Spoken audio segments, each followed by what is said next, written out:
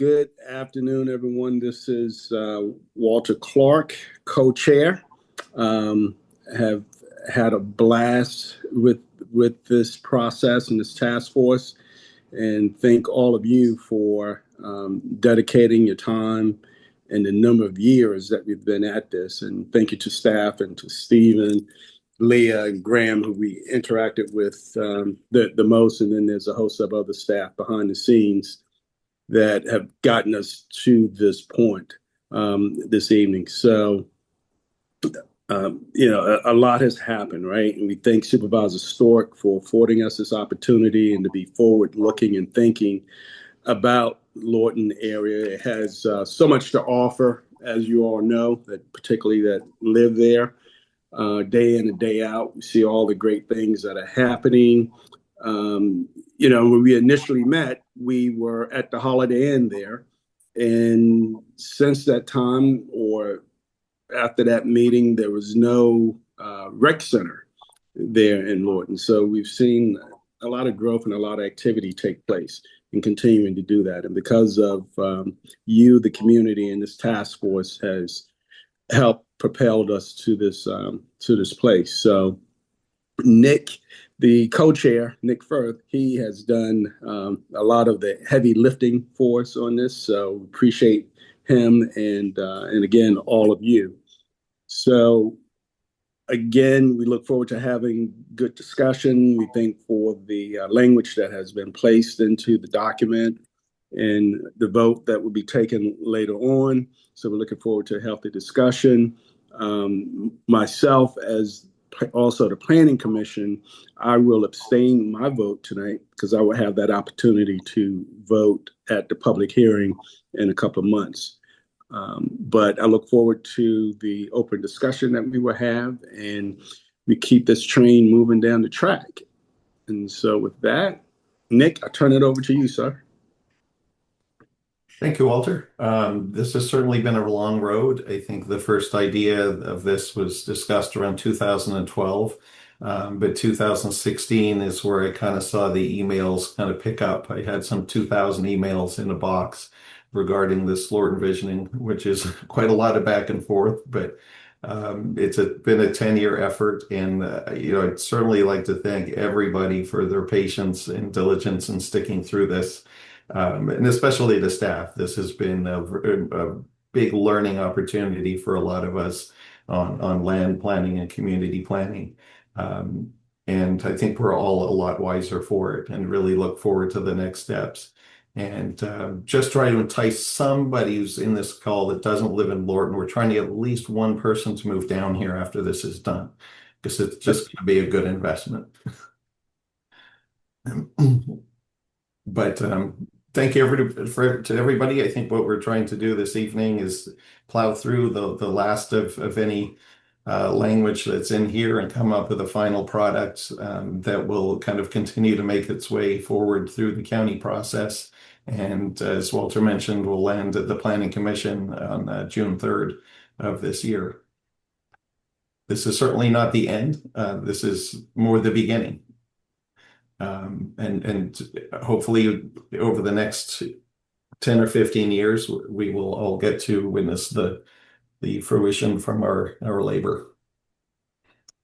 So with that, I will turn it back over to Steve as we're going to plow through some of the different edits.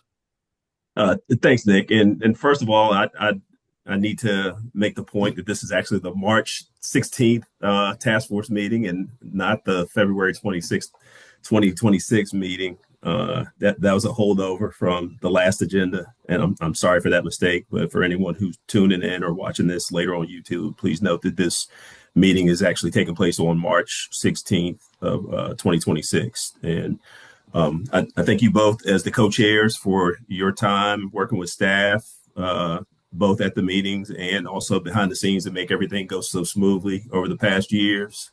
And to start off with our next part of the meeting, I'll give a brief presentation about the plan amendment, and we'll take a look at how staff has updated what you've seen over the course of the last 4 meetings to respond to your recommendations and feedback during those meetings. And also between last week, some recommendations came in per our request between last Tuesday when the information was sent out and today. And from there, the task force will have the opportunity to discuss the plan amendment and let us know if there's anything else that you all think may need to be addressed in the text. And from there, the task force chairs will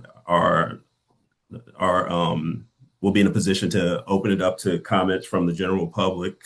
And at the end, we have a few items that the task force will deliberate on, may want to deliberate on, and build some consensus around before you take a final vote on the recommendation for the plan text.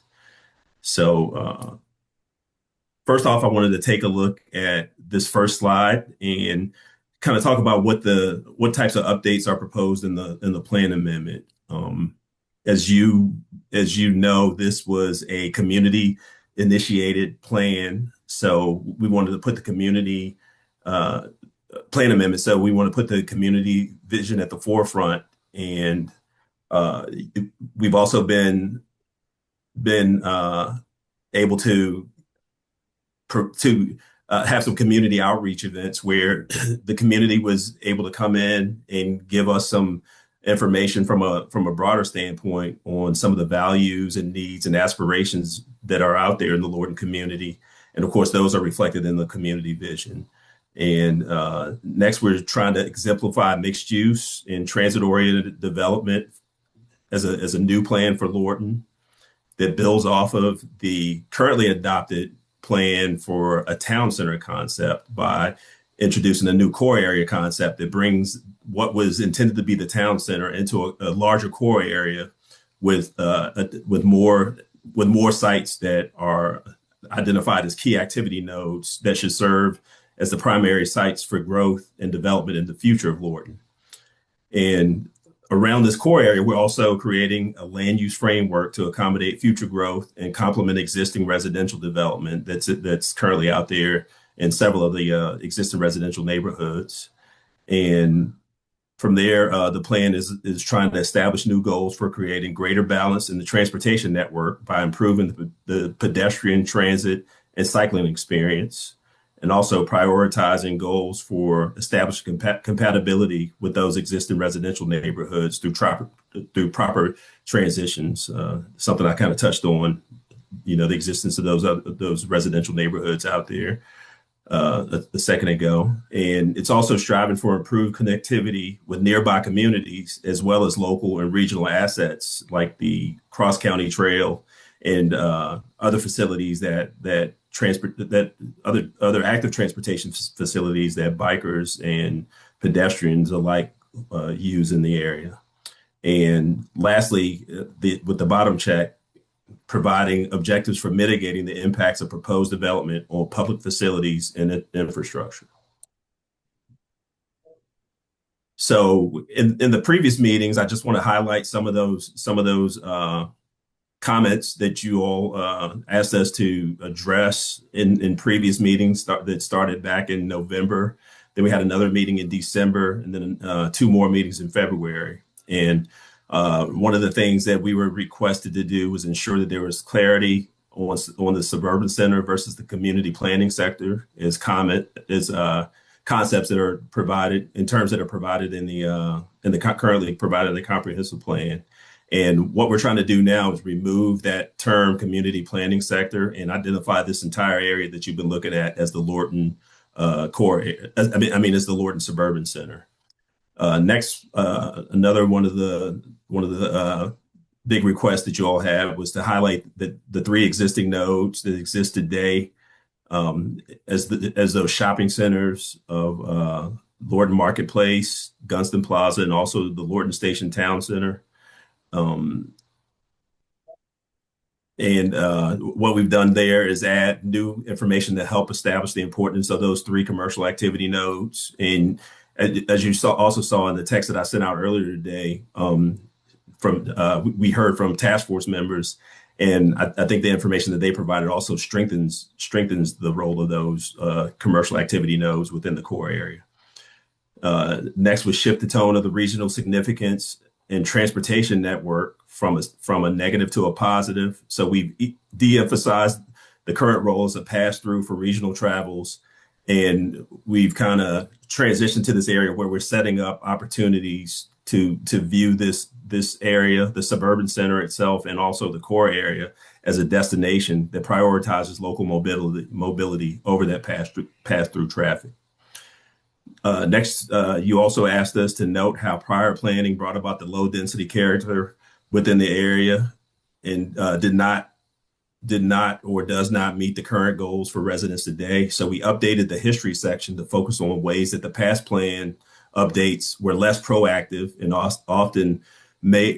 were often made in response to growth that was already taking place. And with this plan, we're kind of setting a framework for future growth and trying to encourage it in a different way and a more efficient use of the sets for a more efficient use of the land than what you currently see in throughout many parts of Lorton today. So next, you asked us to include language about the Lorton prison and the history there, and also reference to the Laurel Hill community planning sector and Liberty development and the workhouse, etc. So with that, we've just juxtaposed the transformation of the Lorton prison site in Lorton Hill with the unchanged planning of the suburban center over that same time. So when you look at Laurel Hill and what's happened there and what's continuing to happen there now, although we're not trying to do the exact same thing in the suburban center and in the core area, there's just this idea that the types of things that have happened there and the types of planning that have allowed those things to happen that type of proactive planning also needs to be brought forth here for the suburban center. So that's what this plan is doing. Next, you asked us to note that the activity nodes will need to be unified within a pedestrian-focused core area. And that text was updated in what you saw last week, and it was also strengthened by some of the requests that we received from the task force in that past week since we originally distributed that information.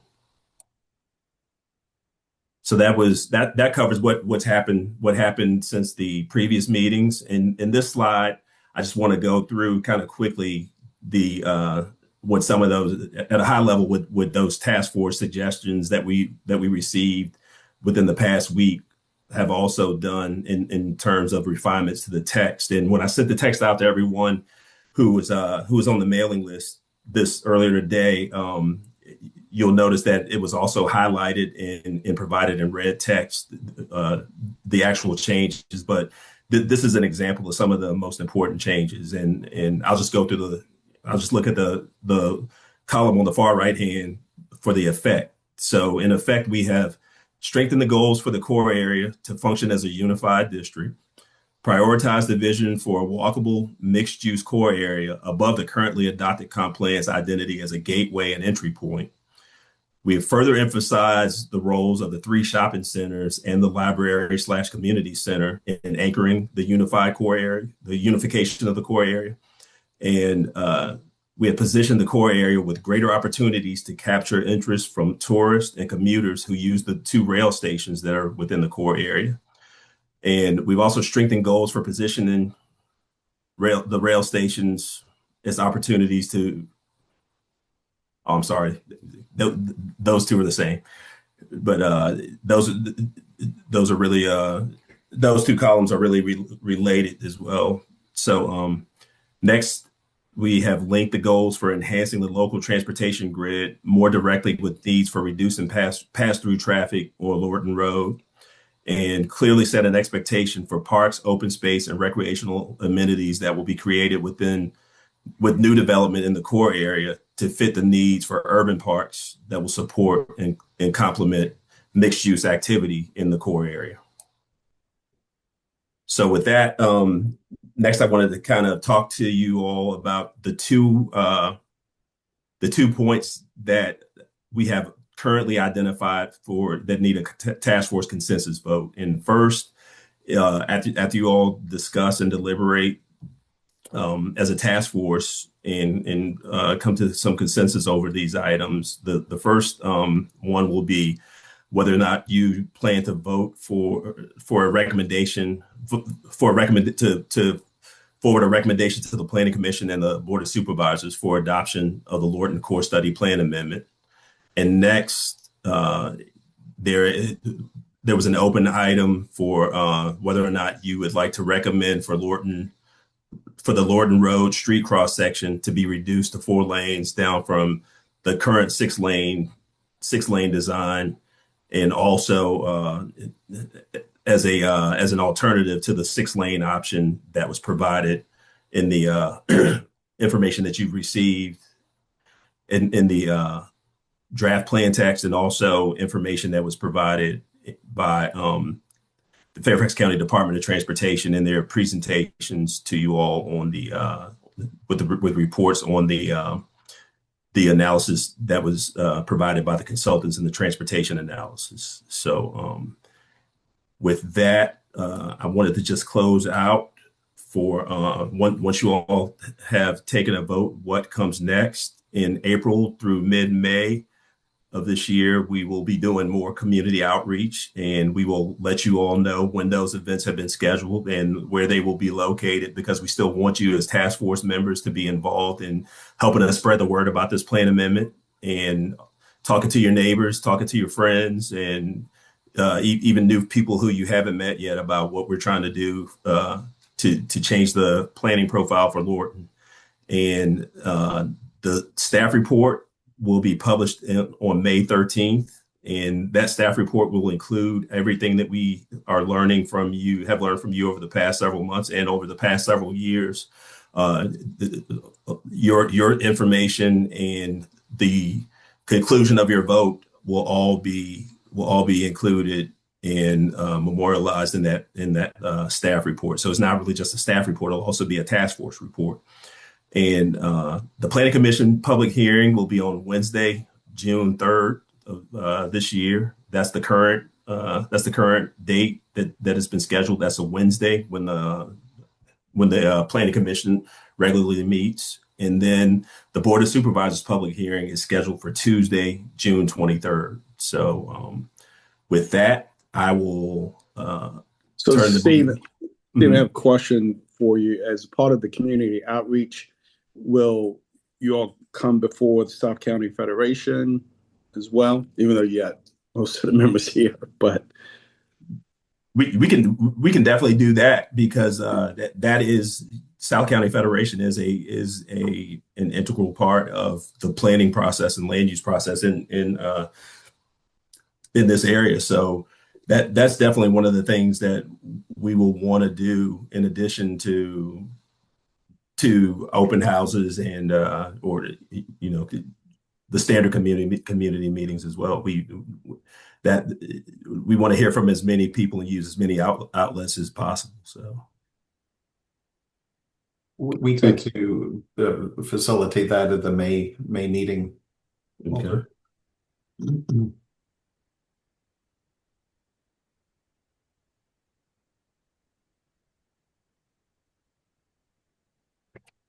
And there's a comment in here, Stephen, about the South Fairfax Chamber of Commerce. Mm-hmm. Nick, Tim, and I, we've met with them before, and we do have some contacts there too that we have told that we have let them know that we will continue to keep them apprised as things move forward. So that'll be another one of the outlets that we intend to follow up with. Yeah, as soon as we get through this evening, we'll start that outreach as well, and set those both up for return to the chamber and the South County Federation.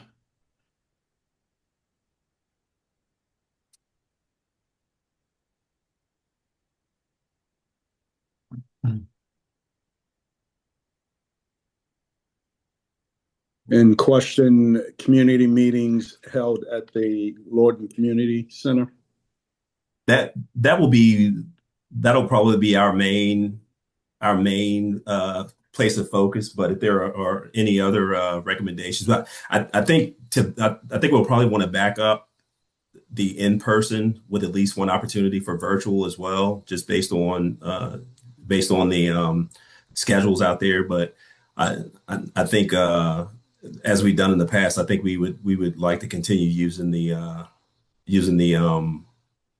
community center and the library as our main hub for community outreach. And but someone had their hand raised. Yeah, it's me, Ollie. I just want to give a heads up. If we do have the dates that we would like to go through and reserve the community center for, definitely let me know sooner than later, because I know that those spaces get eaten up pretty quick. Just in terms of going through and reserving the space itself, there's a pretty decent amount of other evening programming that's going on as well. So it does go through and get pulled up. So the sooner we can get those on the books, the sooner we can go through and I can set those aside for us. Okay. I appreciate it, Ali.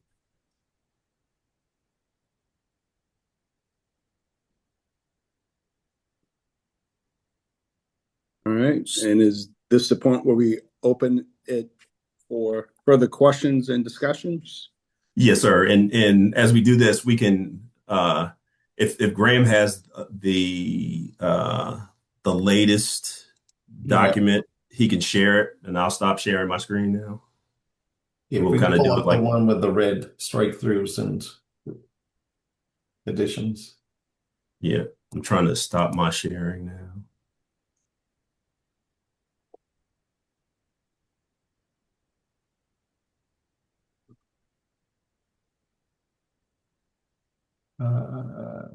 Go.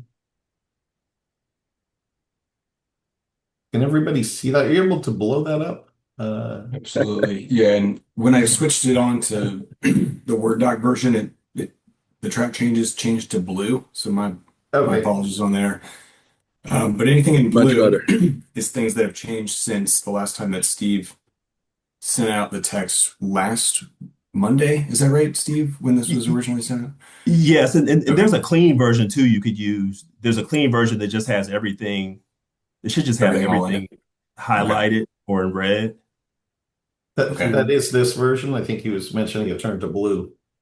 It changed to blue right here. So like anything that you see here, for example, anything that's not highlighted in a color but does have an underline, those are edits that staff made based on the feedback that we received in the prior meetings, going back even into the fall, in response to the task force discussion. And then and so y'all have seen any of the edits that were shown here. Anything that's in this color are changes that have taken place in the past week in response to task force comments. And there were a couple of things that staff also edited that are mostly minor changes that we caught. Okay. So the first edit was on page 5. I believe that's page 5. Yeah, and that's this one Down right here. Yeah. If anybody had anything from pages 1 through 4 before we discuss this, just go ahead and raise your hand. Otherwise, we will just start at page 5 here, and we'll skip down to the pages where there's underlined text. Yeah, the floor recognizes Dale. Yeah, I'm on page 2. It may be wordsmithing, but on page 2, line 12, provide adequate, safe auto access. I'm uncomfortable with the word adequate because I don't know who's defining adequate. I think we always want safe auto access around and in between the nodes, especially.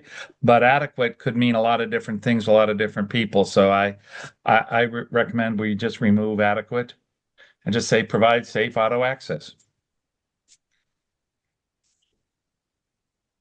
I'm okay with that. Any objections to that? Thank you.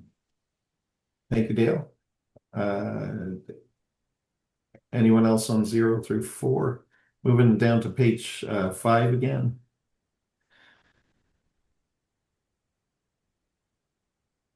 So this was the text starting with, I guess, where is it? Richmond Highway on the east, commercial sites.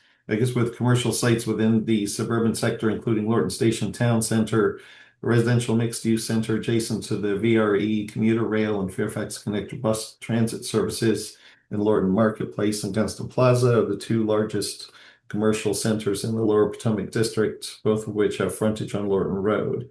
So together, this Lorton Town Center, Lorton Marketplace, and Gunston Plaza form the three commercial anchors of the Lorton core area, envisioned to function as a unified, walkable, mixed-use district, Lorton Core District.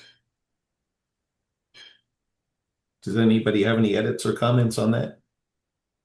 I do. I want to go back up. It says on line 14, both of which have frontage on Lorton Road. Uh, I'm not. I'm kind of confused. Um, Lorton Market, the front of that marketplace is on Lorton Market Street, and the Bit of a front. side. Pardon me?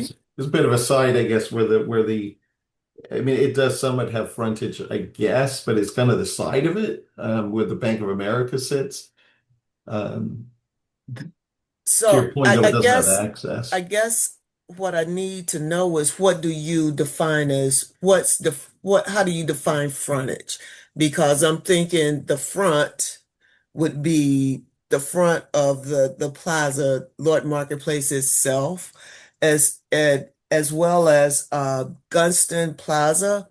The front of Gunston Plaza is Richmond Highway. It's not Lorton Road. Hmm. And if I'm mistaken, please let me know. I'm just looking for clarification. The term road frontage is a general term. A property can have frontage on more than one road. It really just means that it touches the road. It touches a certain road. And the reason we call it Lorton Road is because Lorton Road is the main road that the task force has been interested in. But if you'd like, we could add the other roads that it has frontage. We could add the other roads that these sites have frontage on as well. Like we could name Richmond Highway is the road frontage, and also Armistead Road is being the frontage for Augustine Plaza, and we could name Lorton Road and Lorton Market Street as the frontage for Lorton Marketplace. Steve, I'm not asking you to rename anything. I just needed a definition how you define frontage. As long as you can clearly, state that, I'm good with what you have. You're the expert here. I'm not. Yeah, you make a good point, though, Wendy, and I think Gunston Plaza doesn't necessarily have frontage currently either. Could it be more bordering Lorton Road, or is that just the terminology that's the commonplace? And Dale, do you want to? Yeah, it's just common terminology, but Okay. But I like that Wendy brought up the point, though, because when we're talking about location, I think it's good that we name all the streets that it has frontage on. So when if you're thinking about Lorton Marketplace, that by answering Wendy's question in this way now, if someone who isn't familiar with the area and they looked at it, they don't just think that it has frontage on Lorton Road. Right. They know that it's on Lorton Road and on Lorton Market Street. So that's because this is the location section. I think it makes sense to name the frontage for all the all the frontages for this site. And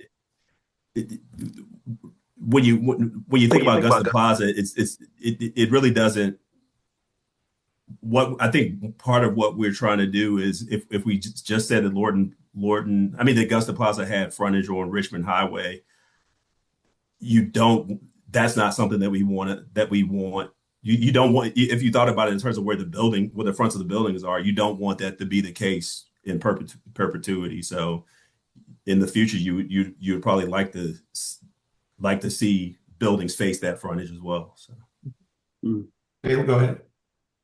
If this was NCIS, I'd be expecting Stephen or Nick to do a Gibbs up the back of my head. If you look at either page 11 or 12, or even almost on to 13, there's one place that we've missed something. We have not acknowledged the fact that there is a vibrant educational setting here that didn't exist 20 years ago. Just barely existed 20 years ago.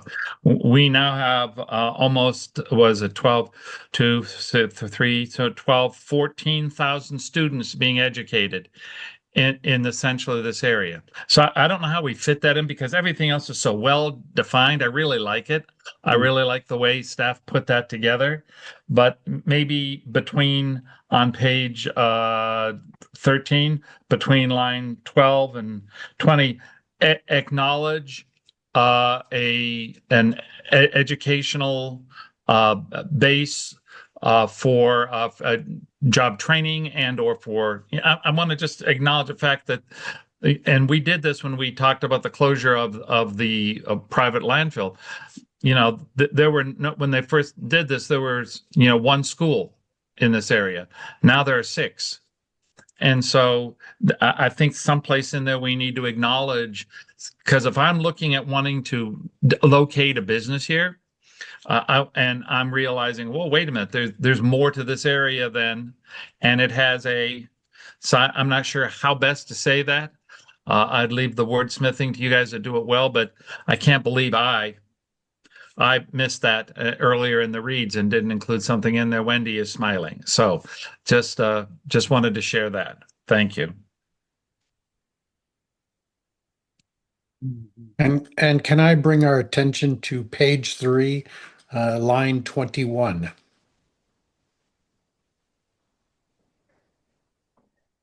Tim, before we jump over to that, I just want to make sure Dale, there's a point that talks about training. Yeah, is this what you're looking at right here on line 12? I just added this in. Does this kind of capture the intent of what you're hoping to include with the vision statement? Kind of, yeah. It's a great beginning. I don't want us to make it look like we're a job training center, but there is a growing educational presence in this area that could benefit employers and or residents. That's really what I wanted to say. Okay. Does that make it more clear? I mean, the Mount Vernon, the reuse of the original Mount Vernon High School is your base for job training, that if I understand its use and what they're looking at there, and Christine could correct me and enjoy that. But I'm more looking along the lines of the fact that where there was nothing before, there is now, as we define Lorton to somebody who has no idea what Lorton is, and they're reading this document, they're going to sit there and say, "Oh, you mean, oh, there's an educational presence in the area, and that would benefit my employees if we moved there. That would benefit me to locate my business there, etc." I don't know how better to say that. I think it's a great beginning, but just acknowledging that there's something there for them to look at. I still didn't say that well. I wonder, Dale, if we could integrate this With into it with there's another bullet. Yeah. There's a bullet below. There's 2 actually. So there's one that's talking about access to training and apprenticeships programs. So this one's kind of speaking to that well-trained competitive workforce. So we can include this. Maybe perhaps like down here, for example. Are you referring more, Dale, to or overall, kind of quality of schools for businesses and developers who are looking to build and develop this area? And I guess would that fall more under maybe the regional significance? Could be under regional significance, yeah. It could do that. I'm just trying to acknowledge the fact that when we started this, there's already one school more, and all of the schools are full. And that's significant in terms of educational presence in the region. And if I was an employer, and they always say that education is a reason that people come to Fairfax, that this would be someplace that I would be interested in exploring more. to locate a business or for my employees to live adjacent to my business or if my business is here. So I'm still not saying it well, but I just can't believe I didn't include an educational presence in the regional makeup of Lorton. Does that make sense, Graham? Looking at kind of regional significance, adding something that a developer who's perusing this, who's thinking about opening their establishment, not necessarily for people who are over the age of 18, but people who are perhaps moving here and thinking of their families moving here. That the Lorton area has a growing educational. Kathy, you want to chime in here? You're in the education field. Yeah, I Language mean, for us. I think, Dale, you bring up a really great point. Not only do we have quality elementary, middle, and high schools that service 22079 in the greater vicinity, but we also have trade schools that our students from the high school go to at Edison that serve the region, like you mentioned, Dale.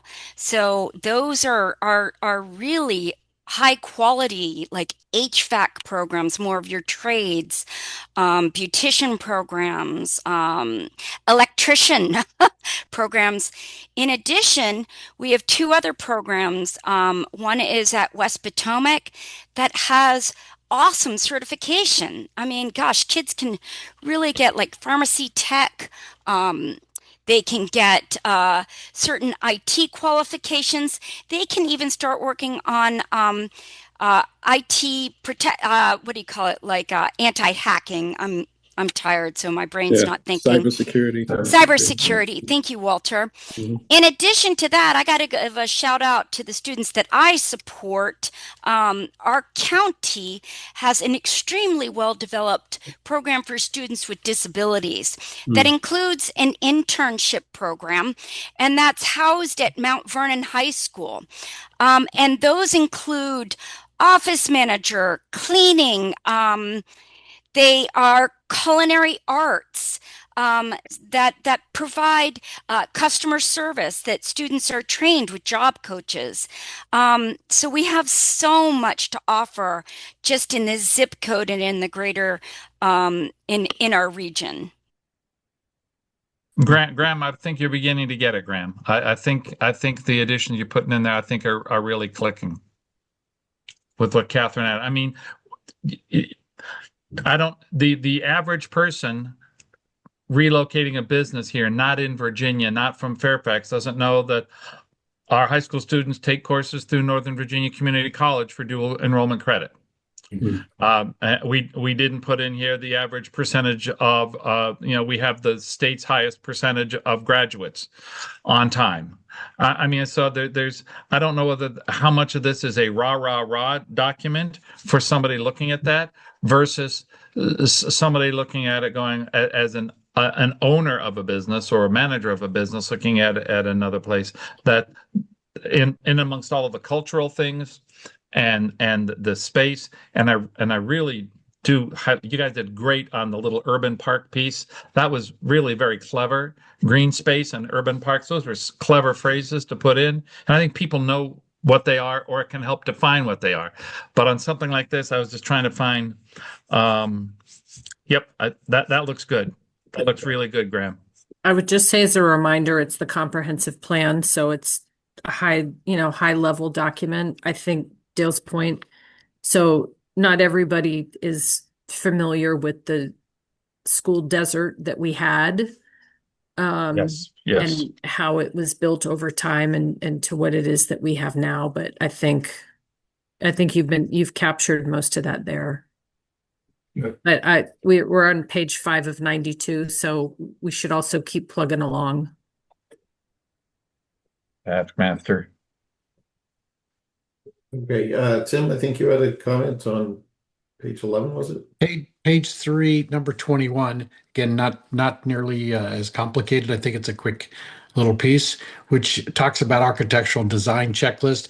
And then 21 says incorporate public art into public realm placemaking elements and publicly accessible areas of development sites. And I would like to add some reference to the Workhouse Arts Center and its importance to Lorton, and therefore I think we should really try to take advantage of that Workhouse Arts Center and arts, and that Lorton is a place for all this art and whatnot, and therefore the town center should have some reflection of that. So something like maybe it might say to highlight the Lorton and the Workhouse Arts Center's importance and connection to Lorton, something along that line.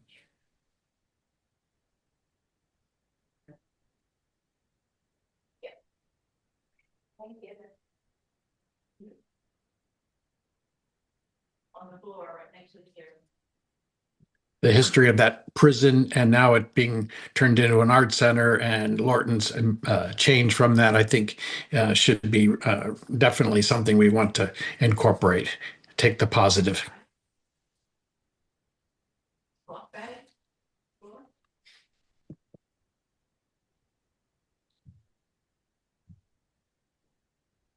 Thank you.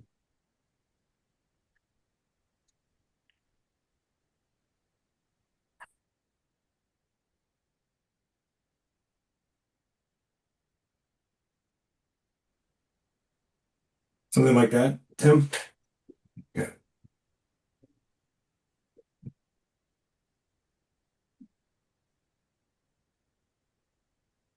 You're muted, Tim.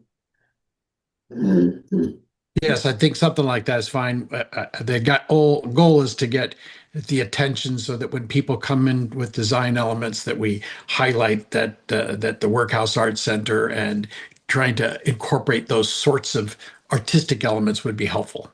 Mm-hmm. People are going to come. The destination we're trying to create is also a destination that Lorton Workhouse Arts Center is trying to create. So I think they're both hand in hand, and therefore we should try to keep them hand in hand. That's all. So thank you. Any comments on that? Not seeing any. Moving down to page number 5 again. Was there any further comments on the re-rate of page 5 there? Not seeing any. Moving down to okay, that was that one. The next one I think is down on page 11, looks like.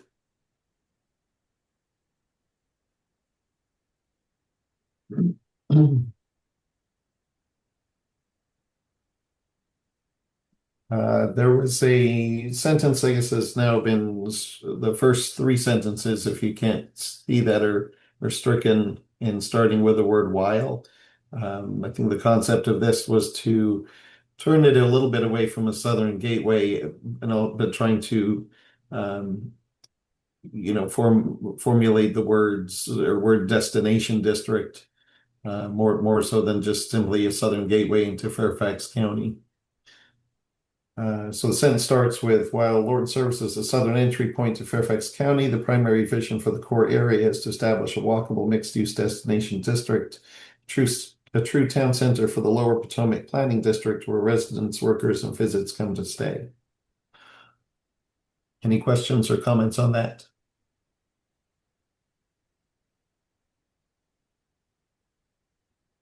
Not seeing any. Moving on to page number 12. This was looks like an attempt to, instead of getting away from kind of the 3 nodes or local nodes, starting with the word recognize on end of sentence number 2, recognize Lorton Station Town Center, Gunston Plaza, and Lorton Marketplace as the primary commercial anchors of a unified Lorton Core District, supported by the Lorton Community Center and Library as a civic anchor, all functioning together as one walkable town center. Any questions, comments on that?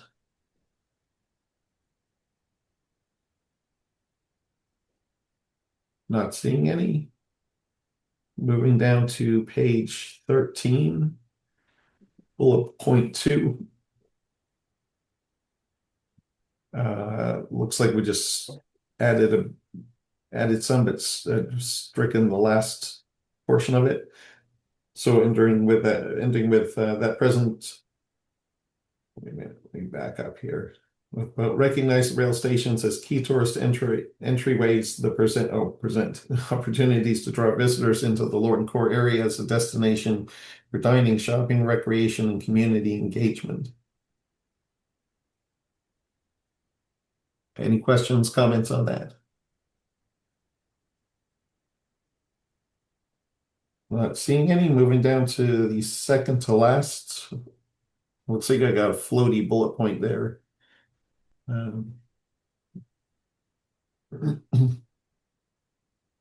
This one's sentences 1, 2, and 3 are stricken, ending with identify improvements that connect Lorton's transportation entry points, including rail stations and major intersections, to the core area's walkable district, reinforcing Lorton as a destination.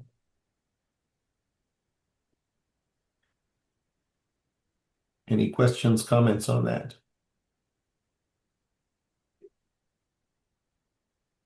Not seeing any. Moving down to page 14, bullet point number 4. Adding this as an addition, looks like establish minimum residential density thresholds and non-residential floor area ratios at core area activity nodes. I think before we've seen here FAR plastered around there. Do we want FAR in this and then the floor area ratio in parentheses? Just for sake of consistency. Otherwise, that's okay. The core area activity node sufficient to sustain the planned mix of retail, dining, and services, achieving critical mass of rooftop counts is recognized as a prerequisite for attracting and retaining quality anchor tenants. Any questions or comments on that? Nick, I just had one comment, and I've reflected this in the land unit guidance for each of the 3 activity nodes. Because the core area, the way that we've written it, has an overall cap on both residential density as well as non-residential FAR, and that's across the entire core area. What we've done to kind of reflect this comment is ensure that each of the 3 activity nodes has a range for building height.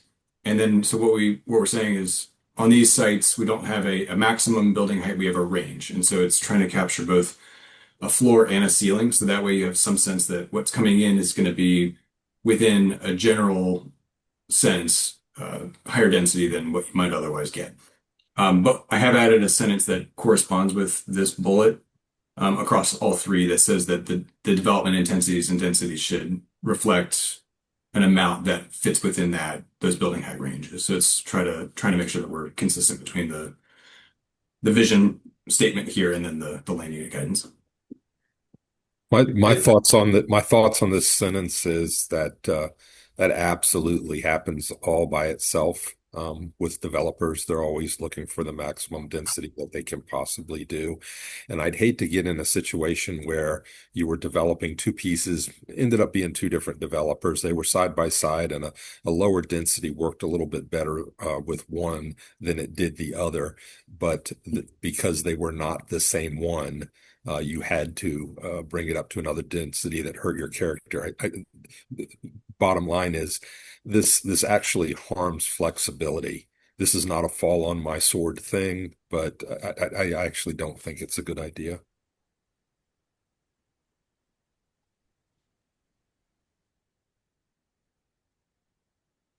Just reread it one more time.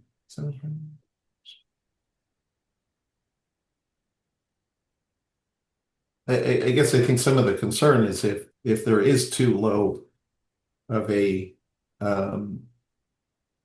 application or development, that you may not achieve the greater goal. So maybe we talk about it as guidelines instead of thresholds, So there's some flexibility in it because the way it's written right now is you have to do this established threshold or whatever. Again, I don't want to get bogged down in this. Not a fall on my sword thing. Linwood, do you really have to? I mean, would the only way you would use that, this is a question more than anything else, the only way you would have to meet minimums is if you were trying to go for an increase in the first place, right? So, because otherwise you can use the existing zoning by right. And most of the existing zoning over there already, especially in those nodes, are already fairly generous anyhow. So it would only be if you're actually looking to increase the densities even beyond what you could do now. So I don't think it beats as big a problem as you have, but I don't know. No, well, again, it takes the potential for middle out because, of course, the current is by right, as we all know. Frankly, none of these rules in the whole document will regulate it. Again, just looking for flexibility. Everybody gets it. Again, if I made the decision all by myself, I would just make it so it was recommended minimum density or something like that, just not so definitive in the words. Well, okay. I'm not altogether sure because again, what Graham says is the way they indicated it really gives a range anyway. So I'm not sure what that minimum is since there's a range, and I don't think it specifies a minimum, does it? Well, I think Graham's concern's the same as mine. He wants there to be a range and not a minimum. Maybe it'd be helpful just to walk through an example real quick, if you'd like, just to kind of see what it looks like in the land unit text, because these are guiding principles for the entire core area. But if a developer is going to come in to do a zoning application on any of these three sites, they'll look at this, but the piece that is probably the most specific is going to be that land unit or subunit guidance. Let me show you an example of what we have. For example, let's see, I'll do one for VRE. So on VRE, for example, this is the county-owned lot, right? And what we have, because we have a core area-wide cap on the density and so residential density and non-residential intensity. So rather than assigning a specific density or intensity figure to each of the sites or each of the land units within the core area, what we've done is said that number can be flexible so that the development can essentially be harvested onto specific subunits as development comes through. But instead, the controlling factor, rather than an FAR or a dwelling units per acre for any individual site within the core area, should instead be controlled by building height. So that way it's more of a form-based thing where we say this is the factor that we're interested in here is less of the exact number, and it's more so about what does the development really kind of look like. And so what we have here for the town center, for example, the VRE is a building height recommendation of 4 to 7 stories. That's further guided by this diagram down here, which shows 4 to 6, and then in a couple instances 4 to 7 or 67. And then what we've added here to go in line with the edit that we were discussing previously was densities and intensities should be sufficient to fit within the recommended height range. So it's saying as long as the density fits within that 4 to 7 stories, then that's an appropriate way of harvesting that core area wide development potential and essentially using it for a zoning application on a specific site. So I think what you're saying is that this language right here could actually conflict with the other language, and that this is probably a better place to put it, just to say, no, we expect there to be some significant density here, and we want it to be within this range. Anyway. Let me go back up real quick. Man, I didn't want to get bogged down in this. Is it the word pre-requisite? Thumbs up, thumbs down, and let's move on, guys. It's no big deal. It might be the word minimum. Is that the word, Linwood? Yeah, it is. Yeah. So if just hypothetically, if we remove that and just said establish ranges in non-FAR at query activity nodes, the land unit stations. I mean, that totally does it. There's other ways to do it too, but yes, that Yep. does it. And again, I would have just put the word in there, recommended instead of required or whatever that word was. But you're on the right track. Okay. Any further comments on this? Or we add in the word recommended back?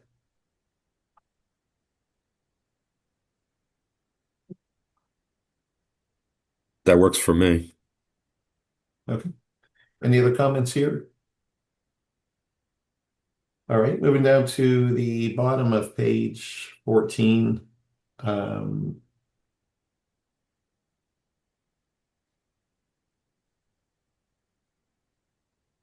Yeah, right, are these the same? Okay.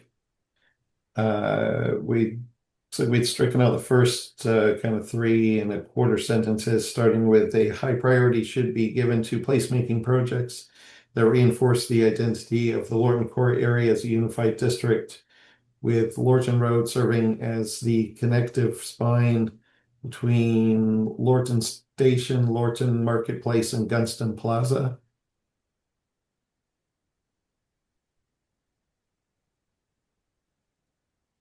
Any questions or comments there?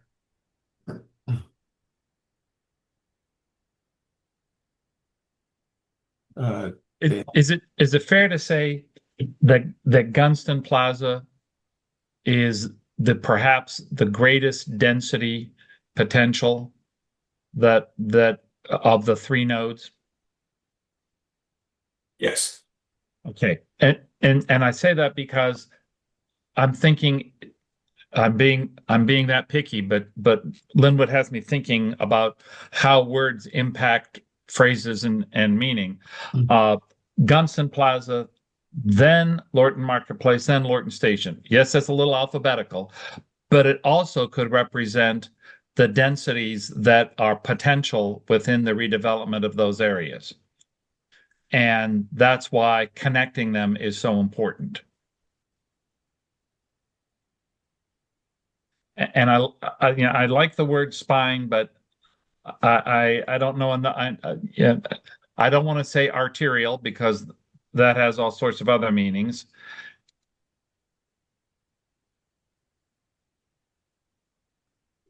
What are you trying to? I was just going to, first of all, I was going to align those alphabetically, meaning Gunston Plaza being first, with the serving as the connective spine between Gunston Plaza, then Lorton Marketplace, and then Lorton Station as the three of them together, only because that's probably or potentially the level of development density that, at least as I'm seeing it, as potentially happening. And I don't know, I was being picky.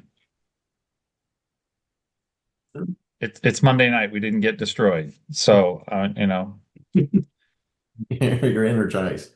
there you go. Live another day of wordsmithing. There you go. Just pausing here, I can only see 4 people on the top of my screen here, so please use the raise hand feature that puts you to the top 4, or just go ahead and shout out if I don't see you. Okay, moving down. Any other comments, questions on that?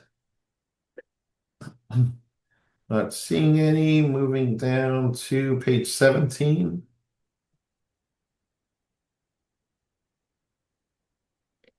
Under transportation, we have an addition within the core area. Lorton Road should function as a context-sensitive main street that prioritizes pedestrian safety, local circulation, and connections between the core area's activity nodes. Roadway design and capacity decisions for Lorton Road should support the vision for a walkable destination district and should not prioritize regional pass-through traffic movement. Any questions? Thank you, Dan. Any questions or comments there?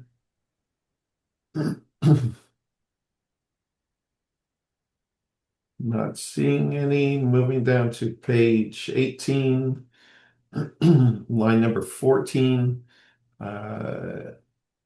The addition of reducing pass-through traffic on Lorton Road through an enhanced local grid is essential to establishing Lorton Road's role as a pedestrian-oriented local serving boulevard in the primary placemaking spine of the core area.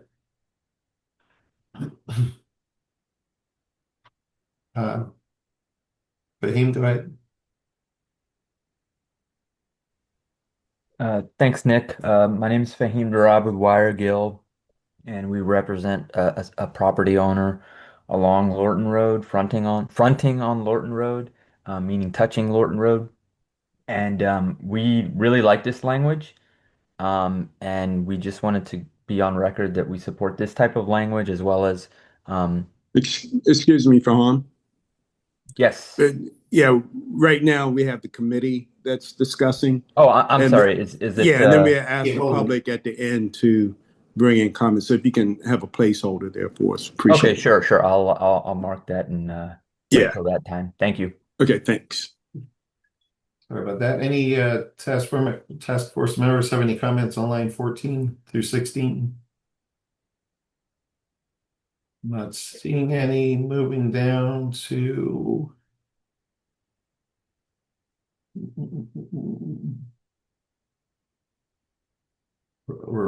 Graham and I are racing with the scroll wheel. Did I beat you? But yeah. What page are we? Well, I was on 23, 23. but we could come back to this one because I know this one's going to take a little bit of extra time. Yeah, this is probably where we're going to spend a bit of time. So let's keep going. We'll pick page 23 to come back.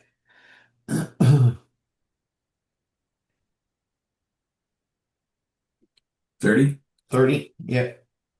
30 in the Parks and Recreation, moving down to page 30, or sorry, line 30. Addition of within the core area, parks and open spaces should be designed as urban plazas, civic greens, and activity gathering spaces that complement and reinforce surrounding commercial and mixed-use development, not as a standalone uses that would displace commercial activity or reduce the economic viability of core area parcels. Then in line 34, larger resource-based recreational facilities should generally be located outside of the core area or provided through offsite contributions. Preserving core area land capacity for the commercial and mixed-use development supports the economic vitality of the district. Any questions or comments there?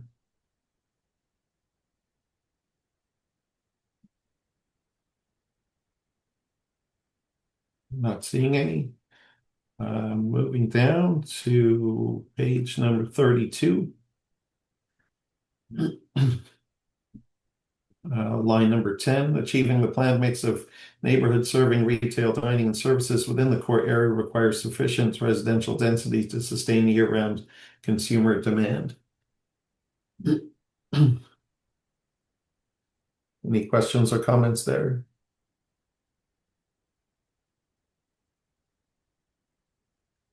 Not seeing any. Moving down to page 33.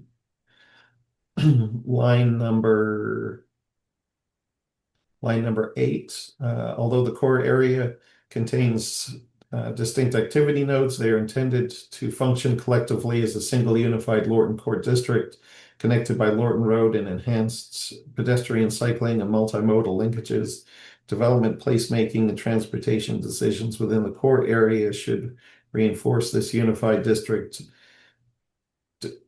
identity rather than treating each node in isolation. Any questions or comments there? One thing I would note, Nick, if the task force prefers the core district or Lorton core district terminology because it references or kind of refers to the pedestrian oriented core of the whole area, we can make that as a universal change throughout the document. The core area is something that we have kind of countywide for suburban centers, but we can just say kind of at the top of the text, we refer to the core area as the core district, and then the maps, and we'll do a clean swipe through the whole document to make that change if that's the preferred term for the area. I think everybody was looking for kind of a unified or uniform language throughout. That whatever it is that we're referring to, we be consistent throughout the document in trying to emphasize that you're looking for, whether we call it a core area, a core district. Anybody have any comments on that? Any preference? I agree. I agree, Nick. As long as the language is unified throughout the document, that should be sufficient. And would you have a preference over Lorton core area versus Lorton core district? I do not, as long as it's unified throughout the document. My only comment about that is certainly in for consistent language, just as long as it's understood that it is inclusive of the other, not the other, but the three areas that it's trying to connect. Okay. So with that said, I would think we should look to use core area. Okay. That's the more common language in these types of documents. Okay. Everybody good with that? So it would be the core area, and again, referenced early on, that includes Lorton Marketplace, Lorton Station, and Gunston Plaza, right? Yeah. This is more just being consistent throughout the entire documents that when we're referring to that. That it does include those. Okay. Okay. Everybody good with core area? Okay.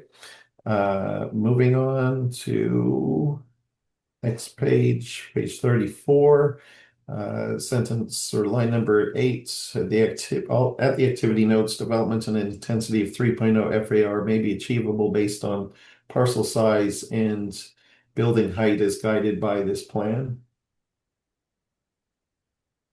This was an addition that staff made, and there's a very specific reason.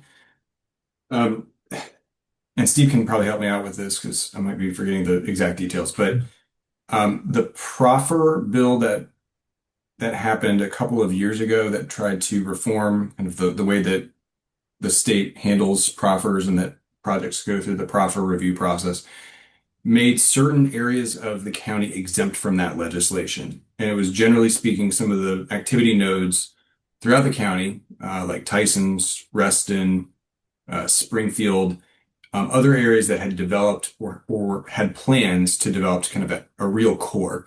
And having a 3.0 FAR was one of those thresholds for that. And so this language in here is intended to make it very clear that Lorton is exempt from that proffer legislation. It's kind of an administrative thing, but it also potentially unlocks in the future other types of things that in the course of plan implementation might be useful, like urban street standards, potentially revitalization status, if that's something that the board wants us to pursue at some point in the future. Parking reductions. Parking reductions. Thank you, Steve. So that 3.0 FAR number, that's the reason that we stated in there. If there's an interest in having it go above 3.0, that's not a problem. It just needs to be that certain areas need to have the ability to achieve at least a 3.0, basically. Any questions or comments on that?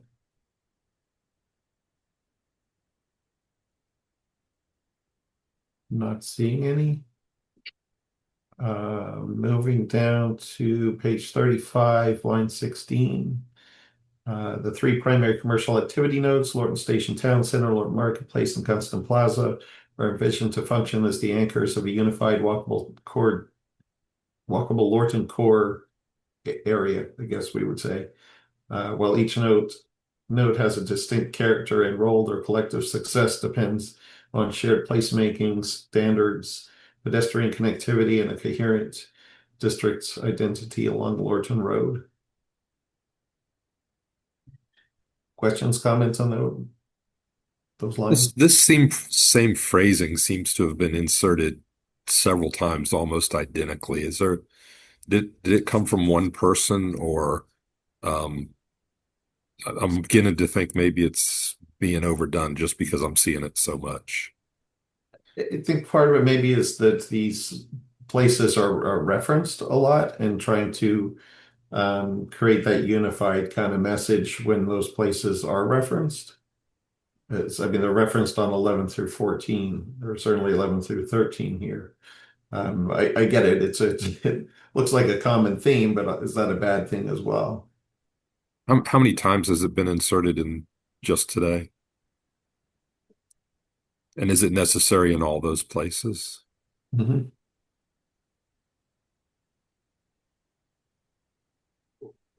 Without reading the whole document, I mean, Lorton Station, Town Center, Marketplace, and Augusta Plaza are just, they referenced throughout the documents in different places. Graham, you've been doing the editing. Was this kind of the similar language?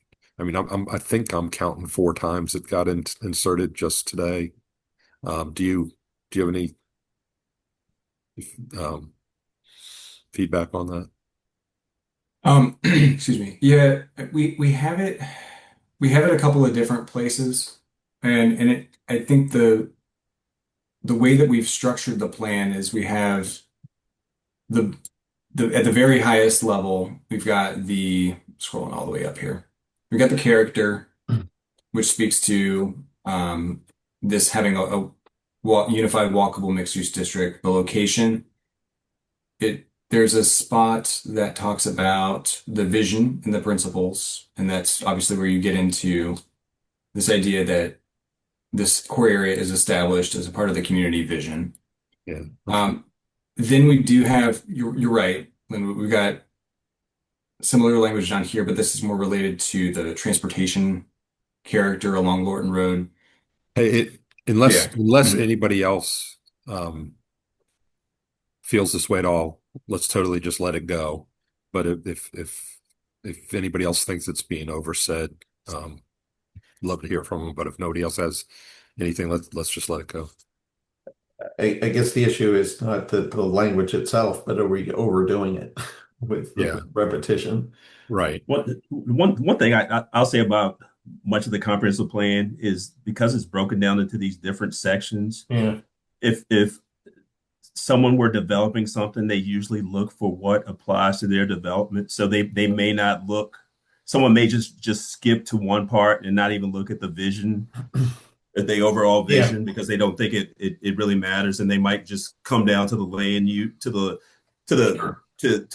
land use framework and then go to the land unit section. So I think that's one of the benefits of having some of the bigger ideas. That's a good point, Stephen. Let's move on. That's a good point. Yeah. I don't think they come in starting at page 1. Yeah, a lot of times they skip to what they think is really sure. And then we have to remind them, to go back up to this section or something. As a starter, I think that's why you see a lot of repetition throughout the comprehensive plan. But it's really the big ideas that need to be repeated. So, okay, moving on to page 37. This looks like some grammatical changes, maybe. There's a couple things going on here. So, as y'all probably remember, we used to have a map that showed circles, half-mile and quarter-mile circles around each of the 4 activity nodes within the core, and then the 2 additional that were outside. I think as we've evolved the land use framework to develop transect activity nodes that are separate from the main places in the core area, this idea of having specific circles drawn at the quarter mile and the half mile has essentially been kind of superseded because we have now with the land unit guidance a land use framework as well as land unit guidance that more or less kind of does this already, just a little bit more specifically. So also in line with this idea that we haven't actually tapered the density and the intensity away from the activity nodes. What we've tapered is the building heights because density and intensity, like I was saying earlier, is assigned at the macro level for the entire core. And because of that, one of the things that, and this is coming out of a discussion that I had with Tim, it didn't seem as though this was necessary any longer, having this kind of quarter mile, half mile typology for density. It's still useful in terms of figuring out which areas could specifically become secondary type activity nodes, but it's not necessary to draw those circles any longer. So in thinking that through a little bit more, thought we don't really need this, and we could refer instead to the land use framework map, which already kind of says which areas we think are kind of secondary opportunity sites, if that makes sense. Okay. Any comments or questions on this? I'm not going to try to read this whole thing here.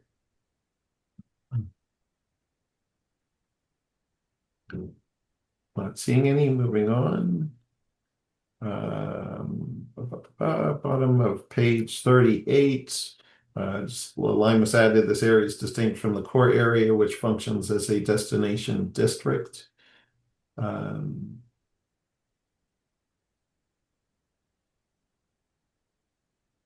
Any questions or comments on that?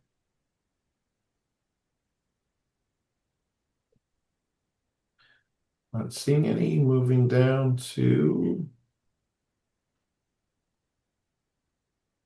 past the halfway point. Moving down to page 43, I guess.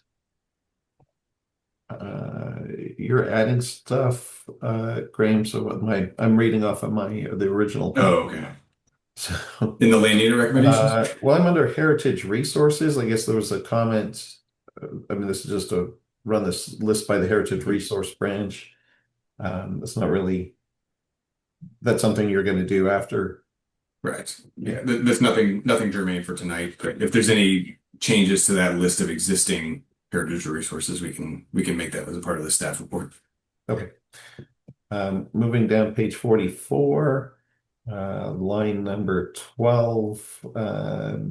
In addition of these improvements should establish Lorton Road as the primary placemaking spine of the Lorton core area, I guess, consistent with the community vision for a local service boulevard that prioritizes pedestrian activity over regional traffic movement.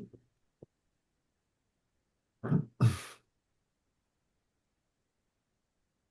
feel like we've seen this before as well, but there's a different section. Any questions, comments on that one?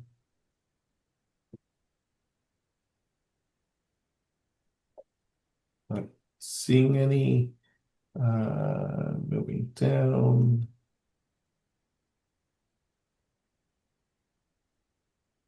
Page 48.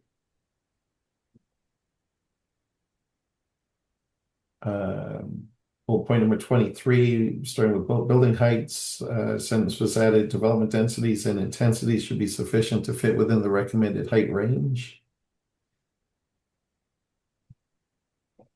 And this, just so everyone knows, is for A1A, which is the subunit for the VRE station. Okay. Yeah, I just had a quick question, Graham. How did we determine the recommended height from 4 to 7 stories?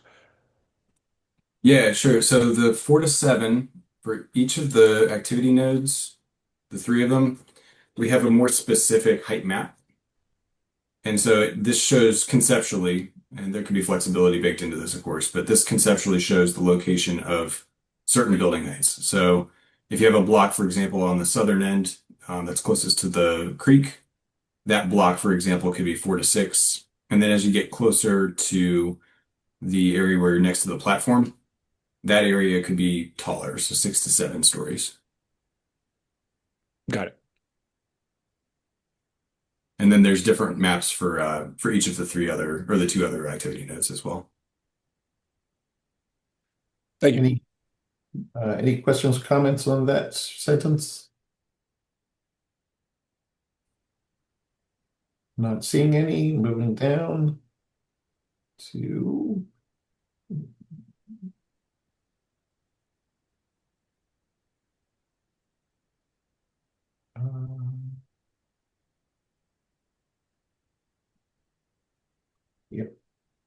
page number 54, bullet point number 12, building heights are recommended at 4 to 7 stories. Development densities and intensities should be sufficient to fit within the recommended height range. A similar sentence to the one above. And this is off of where? This is for Lorton Marketplace. Lorton Marketplace, okay. Mhm. Any questions or comments there? I did have one comment, Nick. We've had that text since the fall about the 4 to 7 stories for Lorton Marketplace as the recommendation. But in reviewing it this morning, just one more time, I noticed that our more specific height map actually doesn't allow development at 7 stories. So it only goes, you have four-story blocks, and then there's the highest, I'll zoom in here, goes up to 5 to 6. That's the highest. Okay. So I just wanted to raise that to the task force's attention, just because we can go either way. We could have the text reflect 5 to 6 in your recommendation, or we could change the blocks so that some of them are indeed getting up to that 7-story height maximum. So is this for all of the blocks down the line here? Is it not then 4 to 6? Yeah, so my recommendation would be for the blocks that are 5 and 5 to 6 story heights, Okay. to instead have them be 5 to 7, just to bump them up.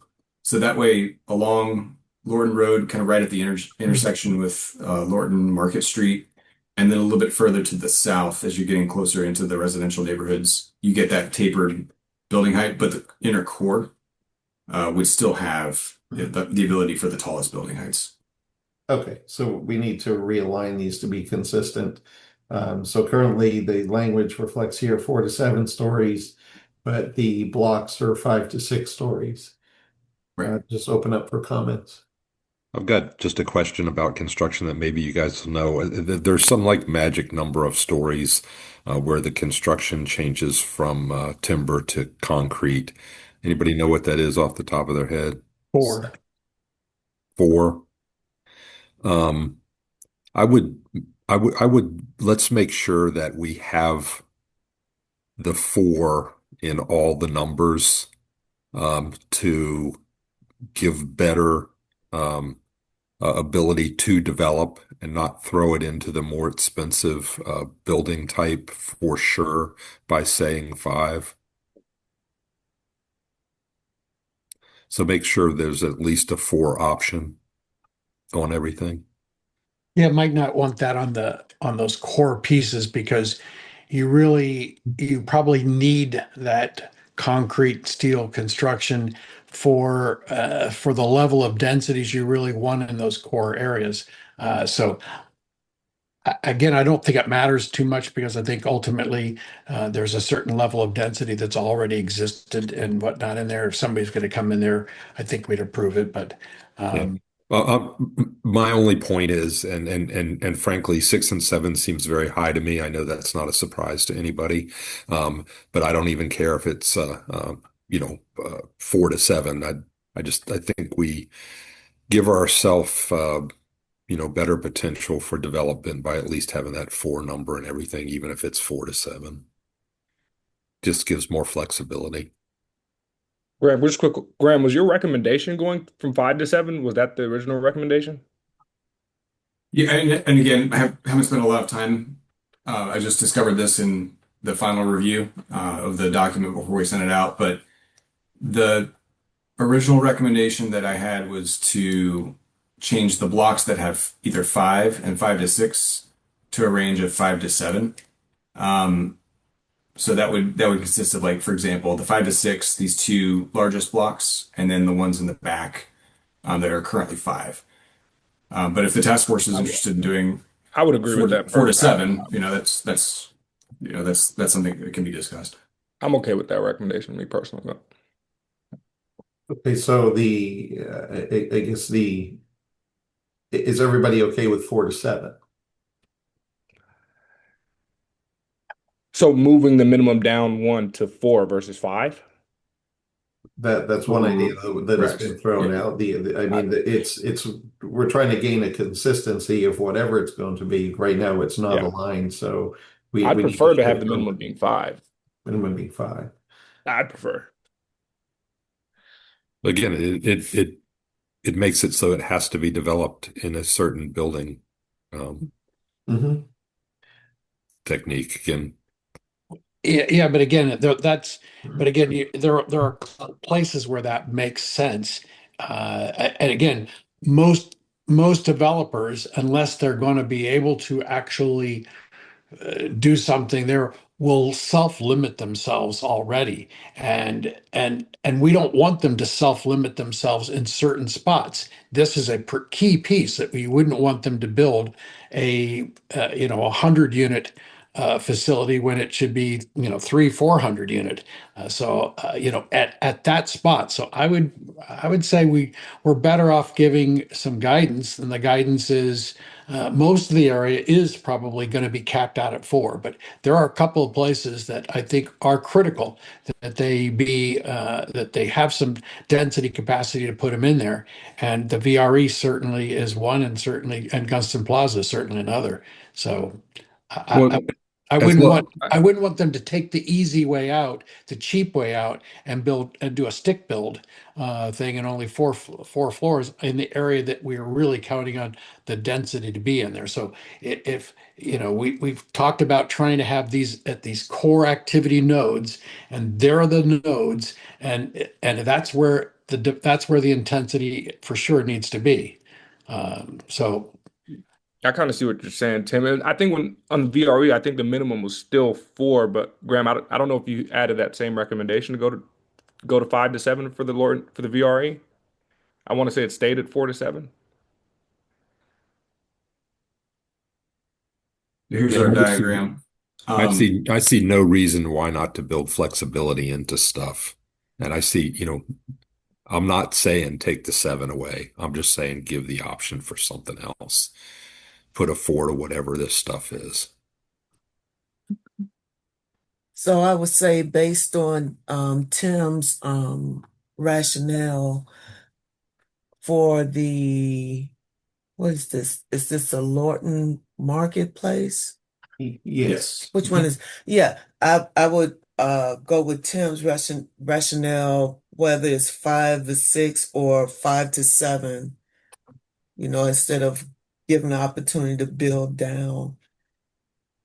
Tim, were you putting forward a range that I wasn't trying to change what he has. I think what he's saying over there is, for example, in the VRE center was that he wants to create a general plan that might be 4 or 5 units to the acre, 4 to 6, but at the core pieces, the two closest to the VRE, those need to be developed at a higher density level, and that makes perfect sense. Mhm. And if I give a developer, somebody, a cheaper alternative, a way to get by with doing less because they can build it cheaper, I don't really want that, because then that's where that's where that real density belongs. And if we're going to not do that, and we're going to give it so flexible, then you could wipe and do the whole, then you could maybe paint the entire area with 4 to 7 and work it that way. But I think the activity nodes make the most sense where to put the highest level density at the very important spots. I think there's there at the VRE, and I think it's right also on Gunston Plaza Shopping Center, the one closest to Route 1. That's where the higher density pieces are located, if I'm not mistaken, and are encouraged. I agree. Yeah, I agree with just that too. just to be clear, we have a misalignment of numbers here, and we need them to align. So, are you recommending then, Tim, 5 to 6 or 5 to 7? Well, wherever again, I thought they were listed out. Graham, what do we have in there? Is it 5 to 7? They're 4 to 7 in the language, and they're 5 to 7 on the illustration. That's correct. Well, it's 4 to 7 in the 5 to 6, sorry. it's 4 to 7 in the text, but the image only 5 to goes 6. up to a maximum of 6. So it's really that number. It's the number that's in question is, do you want any of the blocks to go up to 7 to match the text? That's really the crux of the question. And the answer is yes, but they need to be limited to those main core activity node and the dead center and the most important pieces of them only. So this, we're only talking about Lord Market Station. Yeah. Sorry. Yeah, what do you have for the VRE site? It was 4 to 7 for That the was- VRE. Okay. I want to say. Was the language 4 to 7? So the language is 4 to 7. Uh-huh. Yeah, the language. But there are spots that go as low as 4 and as high as 7. So like this one down here on the edges, the floor is 4. Say that 4 times fast. And then the ceiling is 7 when you're closest to the VRA station. Right. And that gives plenty of people opportunities to build at the lower densities, but at the two critical spots, the ones central in there, they should be at the higher, and they should be encouraged to be the higher. So yeah. Could we go to 5 to 7 at the VRE? And that higher number is what? 5. Yeah, so you could say 5 to 7. And right now it says 4 to 7. Okay. If you take the 4 out, if they go to the 5, they will go straight to the 7 for certain, because they've already committed to the more expensive as it should. As it should be for those key pieces, yeah, but it's just limited numbers of them. There's only a couple of spots, but that's where you want that density to be. If you're going to have density, that's where you want it. Yeah, but 5 to 7, just make no mistake, is 7. It's not 5 to 7. It's 7. Okay, Tony, go ahead. Hey, yeah, Nick, and committee, just some architectural information, and how it relates to the 4 to 7 range, and Linwood's concern about buildability and economical. There's an architectural building technique called a podium base, and this basically is like a steel base, 1 or 2 stories high, 3 stories high, and on top of that could be built the more economical wooden structure. So it's basically combining 2 building codes. So imagine a podium base, steel below a wooden base, a wooden top. So that could alleviate some of the economical concerns that Linwood was having, but also enable the density. So you guys can look up podium base, and that would kind of maybe help this whole issue. And Graham, would we be able to also add the same language to the VRE?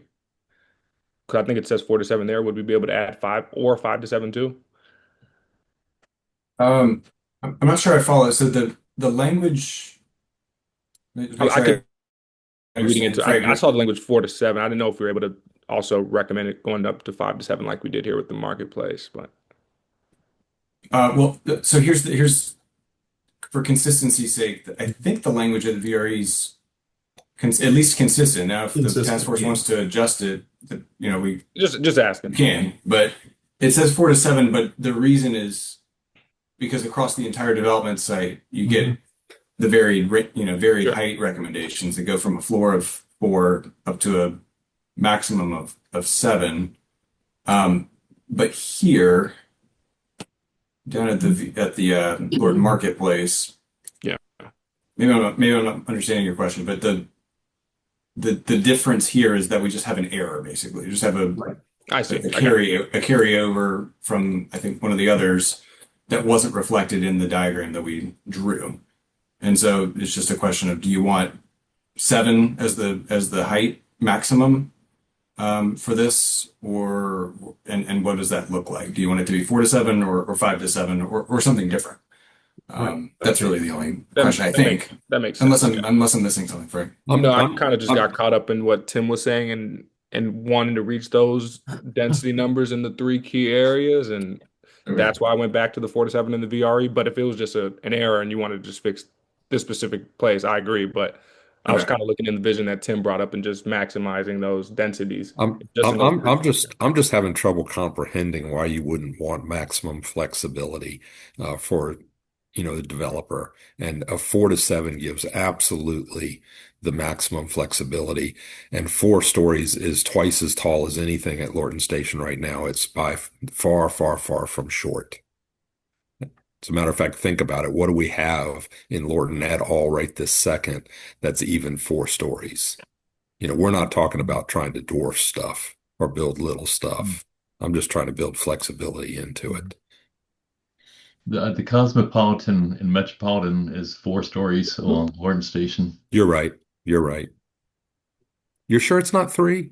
Yeah, it has that roof story, doesn't it? Up I in the lived on the gable. 4th So it floor. looks like 3, but it's 4 because of the roof gable at the top of it. Yeah. You're right. That's the tallest building.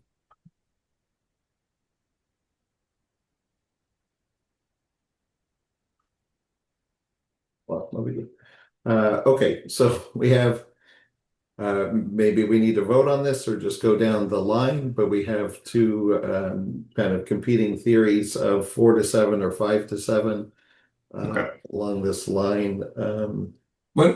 Nick, one suggestion, because we have we have 2 other things that I think Steve has identified as maybe the task force might want to vote on specifically. We could add it to that list. Sure.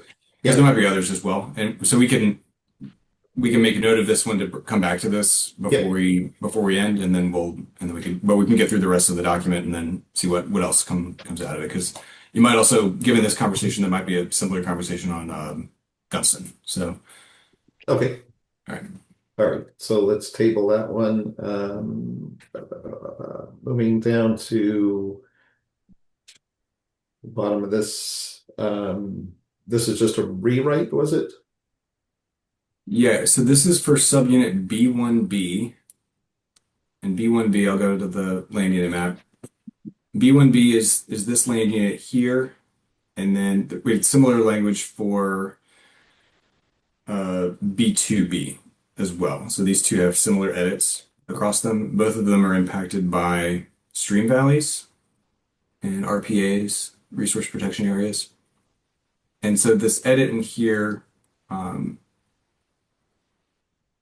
is trying to do 2 things. One is trying to ensure that development potential within these blocks can really be concentrated in the areas that are kind of outside of those RPAs and EQCs, and that clustering of development is prioritized. It's also trying to do another thing, which is trying to ensure that the required open space, and there's requirements for both urban parks as well as just zoning level open space, can be prioritized in areas that are either within or adjacent to some of these riparian corridors. So that way you also have the ability to use some of those corridors as appropriate, and it's not going to be appropriate in every instance, but in some instances you could use that corridor for connections. And so that's reflected in the land use framework map where we show a couple of trails through open space, for example. And so it's basically trying to mirror the idea of the trails through open space and those active transportation facilities with areas where you might otherwise want to also just recreate, congregate, and have that kind of passive recreation opportunity. Got it. Any questions or comments on that section? Not seeing any. Moving down to the next page, 56. Line number 20, the addition of sentence development densities and intensities should be sufficient to fit within the recommended height range. This is the same language that's been added previously to a new subunit. Yep. Any questions, comments on that one? And this one's for Gunston Plaza, just so everyone knows Okay. what we're looking at. Moving on to the next line, starting on page 20, or sorry, line number 25, the common green should be designated to activate and support surrounding commercial uses with active ground floor retail and restaurant frontages oriented towards the space, consistent with the core area's commercial primacy. Questions and comments on that? Not seeing any. Moving down to page 58, line number 20. Bit of a rewrite, it looks like. Publicly accessible park spaces should be provided to support active transportation and recreation for community members. Linear and passive recreation parks that provide trails, should it be? Trails through open spaces and connects Lorton Road and Richmond Highway are encouraged.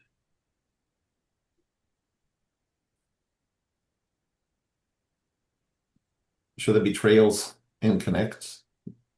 Maybe it reads a little bit, maybe just me. and connects Lorton.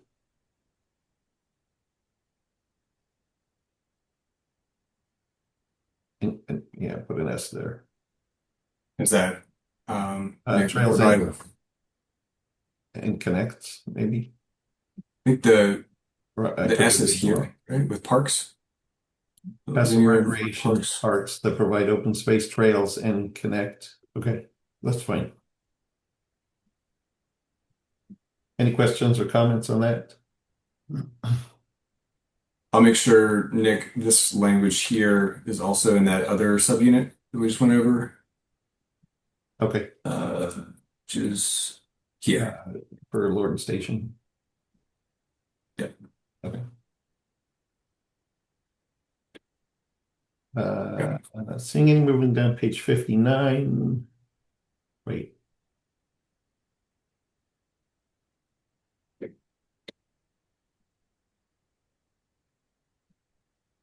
And this is in subunit B3 and B4.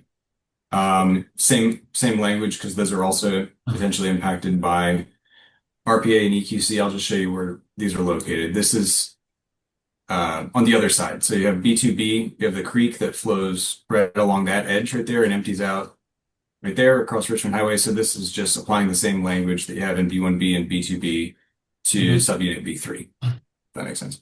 Yeah.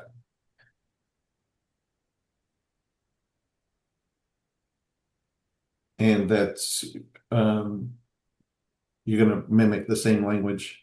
Yep. Okay. Yep. Any questions, comments on that? Not seeing any there. Moving down to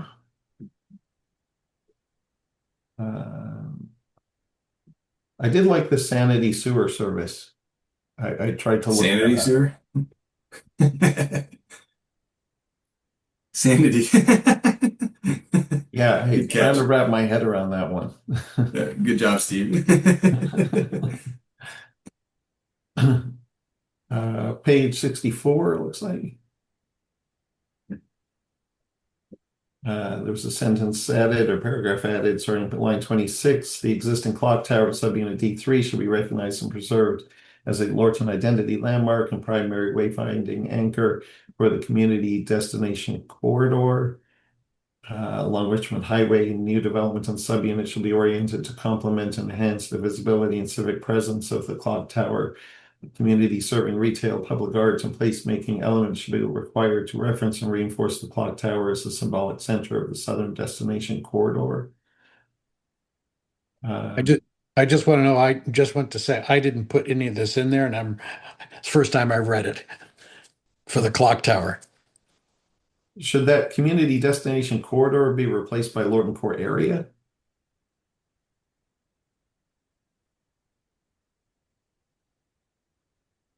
I think if we want to be consistent. For that Lorton Core area. Yeah. Just if we're going to repeat the same phrases, Wendy's saying that we're being consistent there. Any comments, questions on this? Well, does line 34 negate the entire long conversation about 4 versus 7? So which one is D3? This is for, let me show you the map. So D3 is the area that's directly outside of the core. So the core is the dashed line. The CSX Railroad is basically the dividing line between core and non-core. And then D3 is the area between CSX and 95.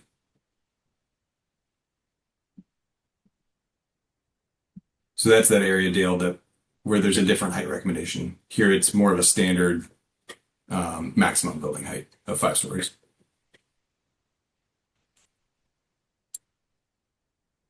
Do you follow that, Dale? Pretty much so, but if I'm here in 2040, I won't find it a problem. It's Gunston Cove Road. Yes. Okay. Yes. Okay. Any other questions, comments on that section? Not seeing any. Moving on down.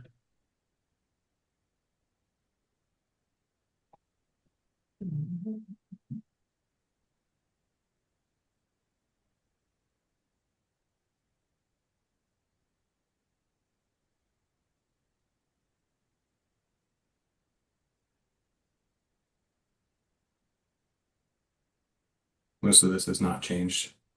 Yeah, yeah. Those are just some cross references here.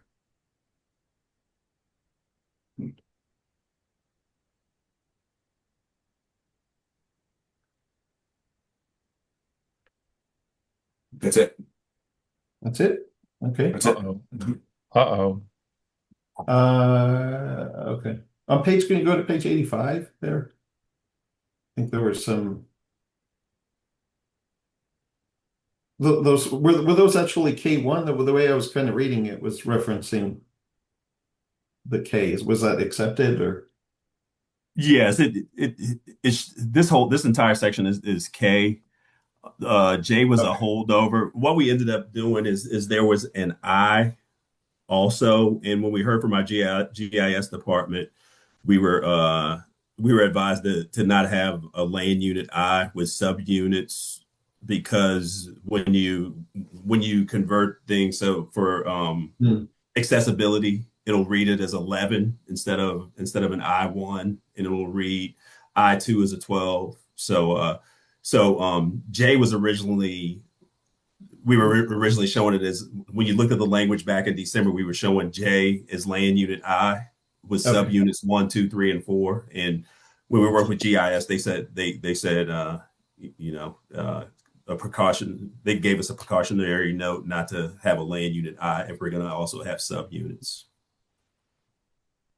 Got it. So, Nick, Fahim was making some comments earlier, and I mean, unless the task force, if there are more discussions or questions from the task force, I'd like to.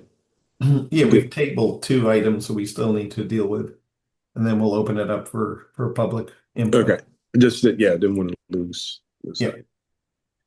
Okay, so can we move back up to page 23?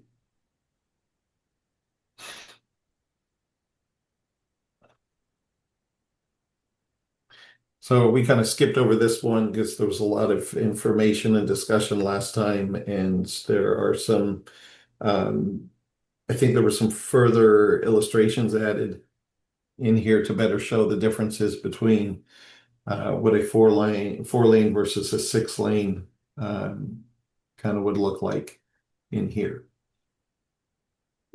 So these aren't necessarily additions in language or a conversation regarding language, but there was a lot of discussion regarding the desire to either reduce the footprint or the space constraints along there to a 4-lane and be able to have the expanded sidewalk and some buffering in between the facilities or development and the road versus the 6-lane versus 4-lane type of look. So are you able to blow those, just the pictures up so everybody can get a good look at the.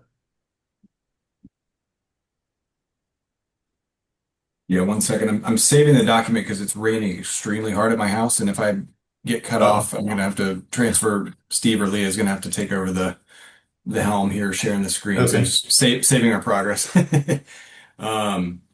So here's the 4-lane cross section, and maybe either Tom or Mike or John, if he's on, could talk through kind of what we have here. But this is the 4-lane cross section, and then below it is a cross section with the turn lanes accounted for. And then so we have that as an alternative, right? So you have the 4-lane cross section that's provided for the task force's consideration. And then as an alternative, what we have is what we showed in the previous meeting, which was the 6-lane cross section. And so that shows that section right there along with the section with turn lanes.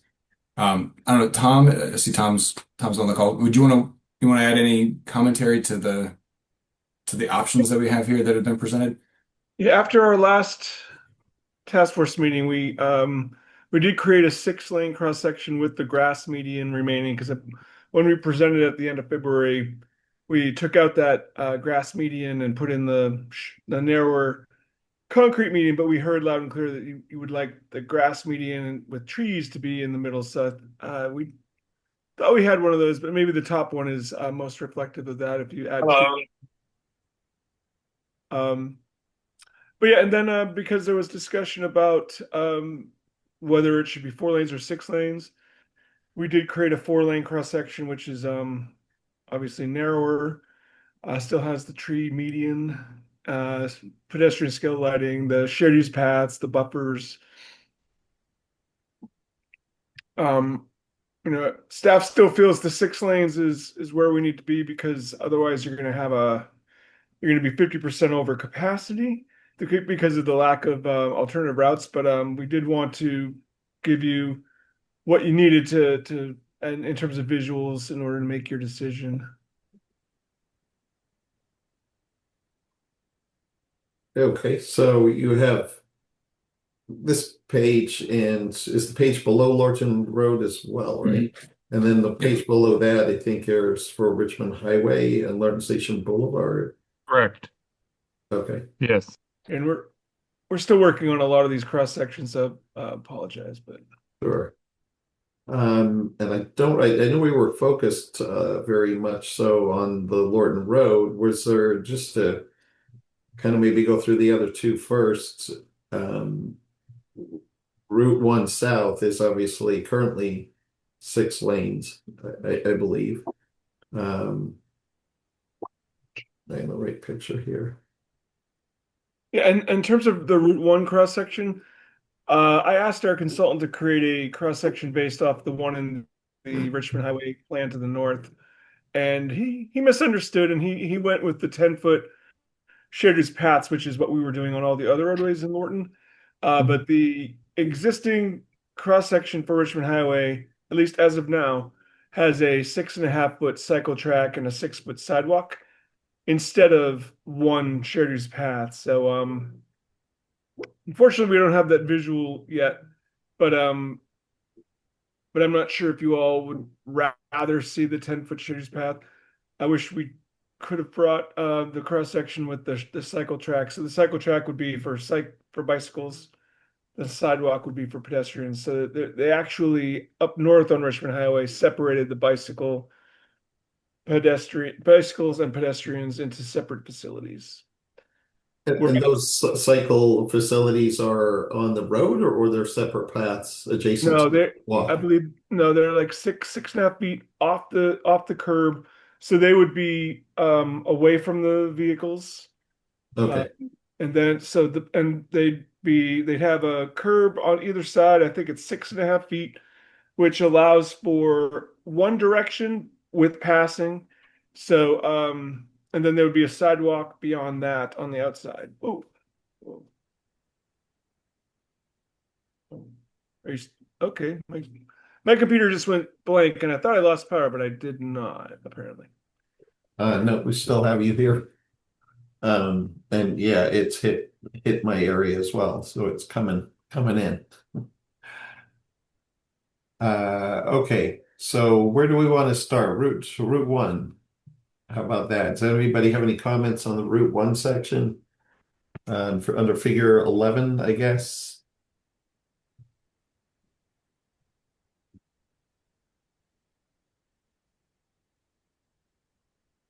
I know it's Route 1. Doesn't the BRT plan pretty much supersede?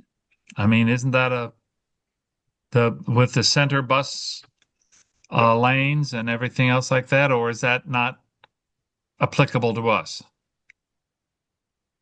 No, on it Route is. 1. Yeah, the BRT is envisioned to run in the median like it does to the north until you get to Gunston Road. And then because Prince William County, Right. they don't want to rebuild the bridge over the Occoquan, so they basically said, as long as you get the buses in mixed traffic by the time you get to the bridge, we're a-okay. So, yeah. So these cross sections, and again, I apologize. I'm still working with our consultant. The one on the top there isn't quite right. There should be side by side. It should almost be like, it should be like below, where you have the side by side bus lanes with a concrete median on either side. I'm not sure why they have the concrete median in the middle. on the top ones.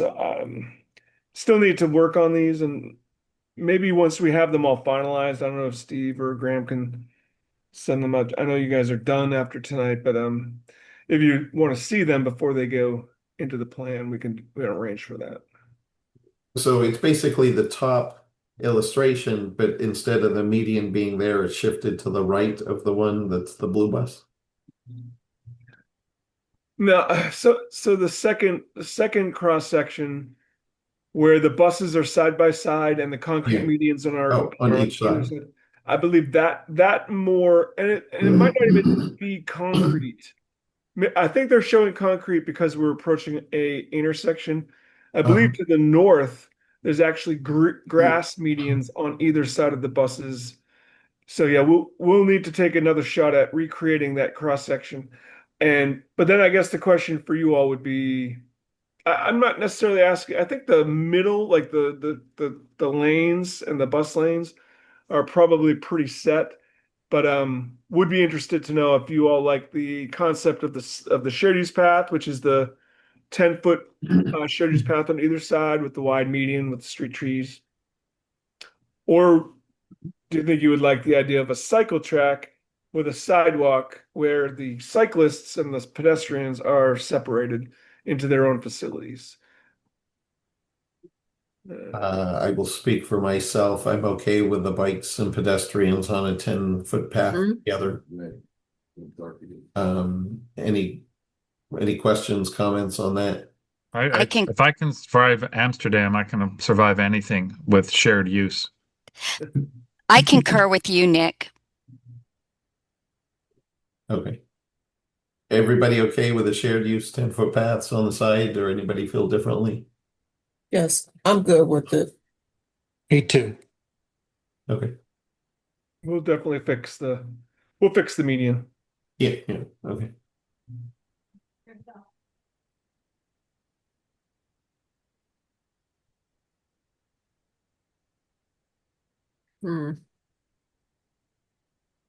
Christine, is that a thought?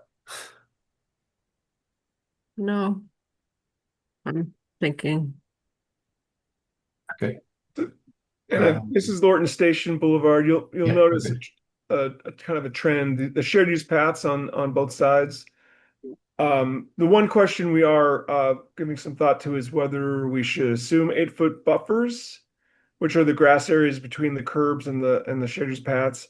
VDOT has a standard of 8 feet, but that doesn't necessarily mean that we need to plan for it. I think my consultant or our consultant was trying to minimize the impacts to the adjacent properties.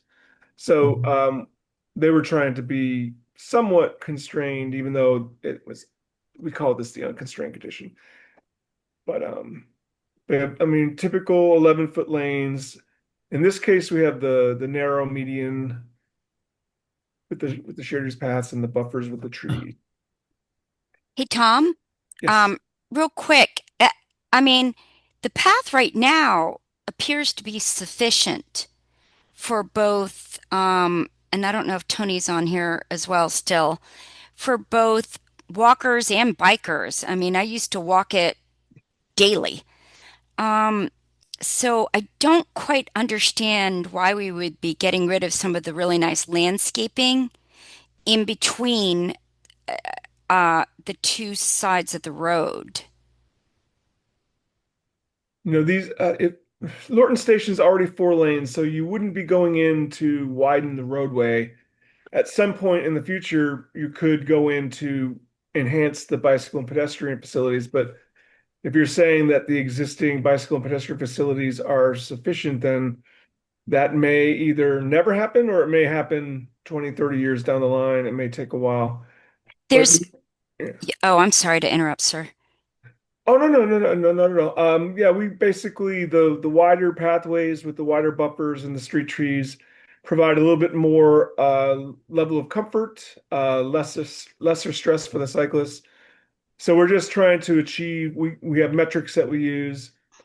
But I guess what I'm trying to say is if you think and the community thinks that the existing bicycle pedestrian facilities are pretty much what you need, You know, it We sounds to me we like that wouldn't be a project that would be no, prioritized anytime soon. And especially to get rid of the median. Currently in the median, oh, there are trees and Mhm. grasses. It's very well landscaped. It really truly is an attractive boulevard. And there's a very large, I think it's probably 10 foot right now on I guess if you're going toward Pohick Road, on the right side, there's a very large, I'm sure it's 10-foot road in front of the church that goes all the way and it's paved. Currently, there's bikers on that, there's walkers, there's people with their children and baby carriages. On the more, on the side that's a little bit more concentrated, I really do believe that it's sufficient. My concern is getting rid of those beautiful trees in the median. Hmm. so Yeah, this Tony, I agree with Kathy. That Esplanade median down the Lorton Station Boulevard is one of the more successful ones in the area, so I would not mess with that. And the side pathways are sufficient. They're comfortable, but if they need to be, could be a little bit bigger, that'd be fine, but it's not a priority there. But the Esplanades are great there. They are, and then Tom, I'm going to also piggyback. I've mentioned this before. A major issue that is a transportation hub, as you know, for VRE as well as for the buses. There are a significant number of people in our community that ride the buses and depend on the buses, and they're even walking from neighborhoods along Route 1.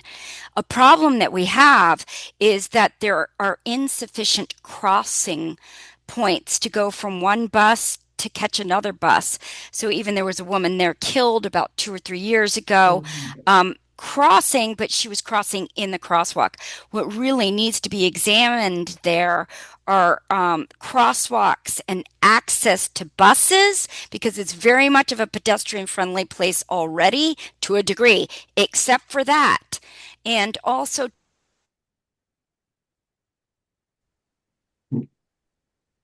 froze. She froze. Looks like Tony's really frozen too. Hey guys, I'm sorry, my power died and my internet's going to go out in a second. So I'm going to log off. But can you guys please put me down for support of the plan tonight, no matter how the rates and stuff goes. But as far as if you are doing anything on the, I'm sorry about the dog. If you're doing it anyway, if you're doing anything, my vote is 6 lanes on the road. It's 4 to 7 on the heights of the building. And thanks for everybody. Wonderful 5 years. Over. Good night. Microphone problems. Thank you, Linwood. Appreciate that. So just to try to capture what Kathy and Tony were saying, I think they were talking about maybe a reduction from the 10-foot on the sides to maybe a 6-foot, and then to retain the median. Yeah, I think that's exactly what happened is we told our consultant we wanted the enhanced pedestrian and bikeways, and they said, well, if we're going to do that, we're going to have to get rid of that median. So I think basically this is good feedback. This is good feedback. Good to hear. And it does sound like you all would rather, if you're choosing the median or 10-foot pathways versus what it is now, then you'd rather keep the median. Okay. Okay. Any questions or comments on that? Lorton Station Boulevard.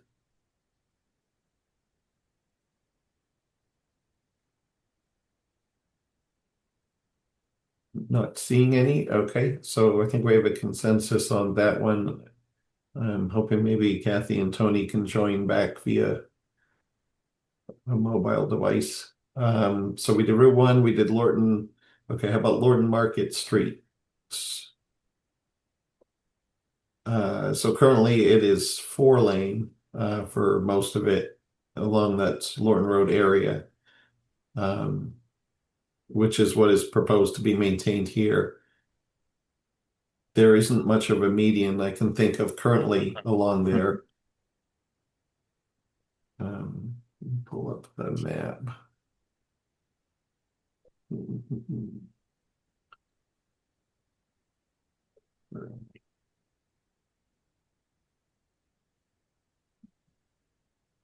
So yeah, there's basically just a small grass median in between at the moment, except yeah, no, in there looks like probably a 4-foot path along the one side, which being to the eastern side, which would be increased to 10 feet. Any Yeah, questions or comments here? looks like you might be able to fit a wider pathway into the existing right of way without Yeah. disturbing the parking. And we can take one more look at, and I'm not sure what the right of way on the rail side might entail. I don't know if that's CSX. There's certainly, as Tom is saying, there are a lot of space available on the sides of those sidewalks. You wouldn't need to, it wouldn't take from anything to widen that to 10 feet at all. 10 feet is awfully wide for a Yes. music Yeah, path, that is. though. I mean, I'm thinking of the one on 123. Maybe I think they're all 6 feet. I mean, is 10 a new standard for those? Or it seems like historically, if I think about ones in the area, they're all more 6 feet. Well, if it's intended to serve both bicyclists and pedestrians, then you want it to be 10 feet, especially if you have a lot of bicycle use in the area. Yeah, I think a 6-foot sidewalk is more than sufficient for pedestrians, but when you're adding the cyclist element to it, I think you need that just so people aren't getting bowled over by bicyclists, whether on purpose or not. But Does anybody else have a preference on this? Go ahead, Kathy.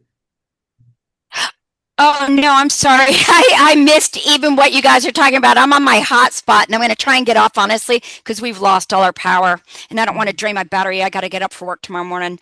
Okay. So I apologize for that.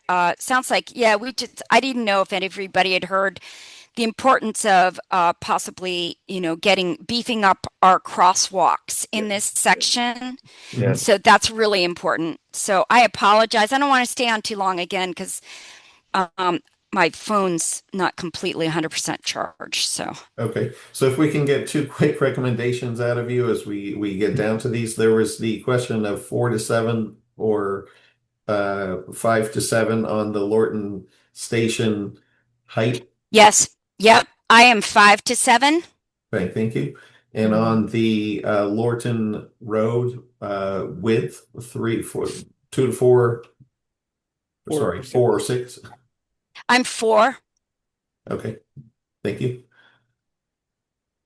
That was it, right, Steve Green? I thought there was one And then other. the overall plan as well. The overall plan. Oh, sorry, yeah, that. Yeah, I Got think you you some guys support have of done a fantastic job. I really appreciate your leadership and taking the community's voice into account. I approve. Thank you. So thank you. This is the first time I've ever done this. It was a pretty cool process. So thanks. Stay safe. Thank you. Thank you, Kathy. Okay, so All right, guys, be safe. You cool? we're cool. Okay. Ciao. On Lorton Market Street, any other comments or questions on the width or the illustration here? 10 feet down to, I'm not sure, there's already the space there. I guess I don't personally have an issue with 10 feet. You could make it 6 or 8 feet. So Nick, I actually lost power. I'm back on now. Okay. And I missed that. But So go ahead. yeah, Wendy, we're on Lorton Market Street talking about the illustration here, keeping it obviously 4 lanes, and then the question kind of is the 10-foot shared bicycle pedestrian lanes on the side, is that too much, or is that about right? It looks like you know this area way better than I do, Right. Wendy. Is that there's certainly space along to create those 10-foot? I believe it's perfect. It would allow us to, as you're walking, first of all, there's only one side, what is the east side of Lorton Market Street is the only side that has a sidewalk, really. The other side by the railroad is just trees and a rail until you get down to actually coming up to that business center. Yep. Right past there in my community, you start a small sidewalk. And just as you cross over Cranford Street, then you get a sidewalk again. So it's that portion of Lord Market Street is really broken up, but the west side of Lord Market Street is broken up, but the east side actually has a sidewalk. So the depiction, either one of those will work because you will have walkability on both sides of the street, as well as a shared use path. If that makes sense. My only comment about the Lorton Market Street is that there's a group of us that are working on trying to do some beautification into Lorton, and the only comment I have has to do with the median. We went from a 2-foot median, now it says 4, but it looks like it's all concrete. I want to make sure, is that space in between something we could either put in trees, or you could put plantings of some sort so that we can green the place up and make it look nicer. I agree with you, Tim. I agree. And it's to note that Lorton Market Street from Route 1 to Lorton Road has been is no truck pass through. Yep. So that has been restricted. That truck traffic has been restricted. It's important to note that not all trucks follow that, but it has been restricted. And if going with Tim's recommendation of putting some greenery in the center, that would be perfect. Okay, good feedback. Thank you. Issues with the microphone I fixed, and I guess I've created some new ones. Let's go back up here to Dale. I think you're on. You got some other audio going there. Okay, any other? I had my new weather app on since it sounded like the end of the world out my sliding glass door. Okay. I think Graham's written some notes in the comment section there. Is everybody okay with that? Any other comments? There's Pohick Street, and Pohick is assumed wide into 4 lanes per the plan because we're looking at the comp plan horizon. So it looks very similar to Lorton Marketplace. Lorton Market Street. So that would require, anything would require land acquisition at this point, right? I mean, there's not a lot of space there. Yeah, I'm looking at Google Maps. It doesn't have the parcels, so I don't know exactly how much right of way there is, but yeah, this would probably actually come with a road widening because Pohick Road is planned to be 4 lanes. Although I guess you could do bike ped without the widening, but it would have to all be designed, and there would be right of way acquisition if necessary. Yeah, it's a skinny 2 as it is right now. Yeah, there's no shoulders. So I know that certainly Pohick Estates has been advocating for that bike path. Not necessarily 10 feet is pretty wide for that area. I don't have any personal comments myself. I don't know if a median, I guess if it was 4 lanes, you're coming through a pretty residential area. I don't know if you would need kind of a beautification median in between those. And any comments on Pohick Road, figure 14? Yep. The only thing, Nick, I remember being shared with me by the people of Pohick Square is that, or Pohick Estates, is any concern about a bike path being on the road. That they didn't feel that because of that road construction and just exactly what Tom said, there's no shoulder and everything else, that they thought that would be that would not be good. So I think going with an 8-foot path, they talk 6, but if you go 8, then you can accommodate bikes and people on that path, and that would take care of that. I think 6 would be too narrow, but I think 8, it doesn't need to be 10, but I think 8 could take care of that, sir. Yeah, 8 feet is considered wide enough for pedestrians and cyclists. 10 is the preferred, but eight has been used as a, in constrained situations. Any questions or comments on that? Just reducing the pedestrian bike lanes to 8 feet, vegetative median 4 lanes. Not seeing any. Moving on to, I guess the last one is Lorton Road.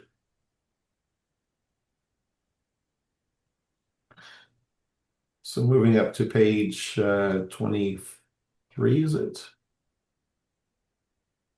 Yeah. Yes.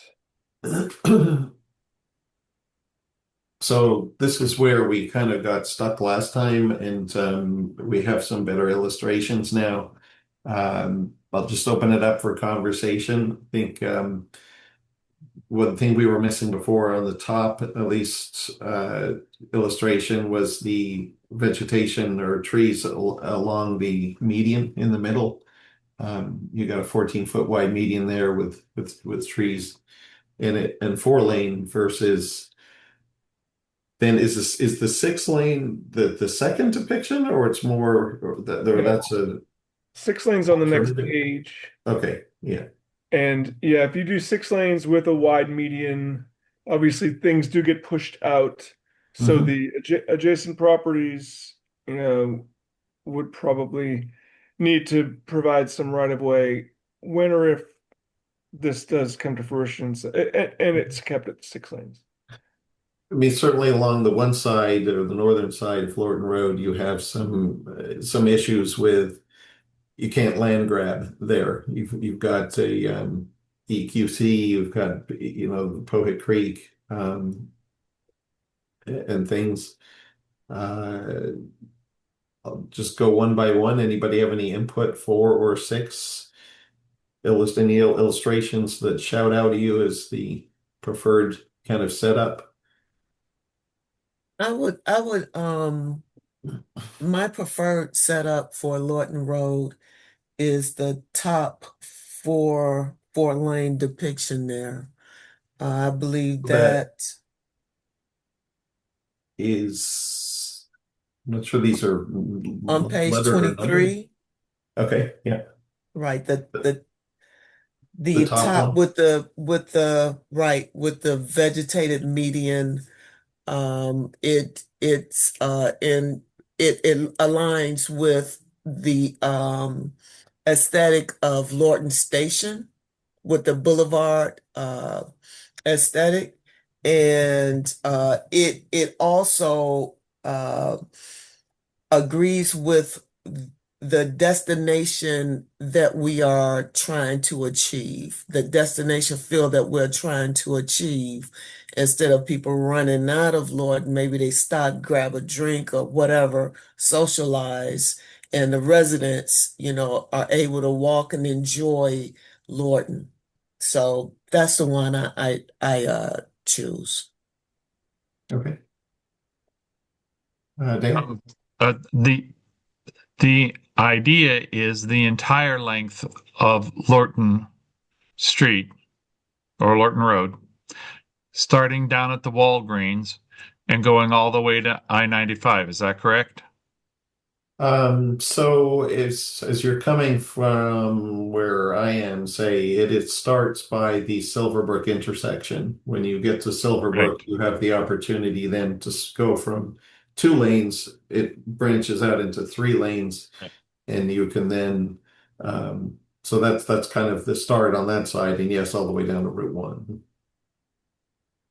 Yeah, the reason I asked that is because there is a bit of logic to keeping it 3 lanes, so that there's a right turn lane onto Lorton Station Boulevard coming off of Route 1. But then going to 2 lanes after that for a total of 4 lanes. So being 6 lanes from Route 1 to Lorton Market Street, or not Lorton, to Lorton Station Boulevard, and then going to 4 down through there, because that's primary. Now, here's my problem with that. I'm not visualizing the amount of development in the Gunston Town Center, which we have already tonight talked about. That probably will be the most intensive density that we have.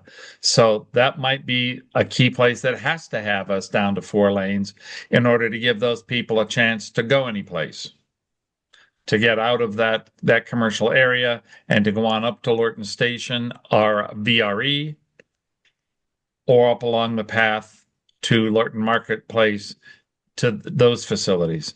So for me, as I think that through and think it aloud, 4 lanes, 4 lanes with the center vegetative median.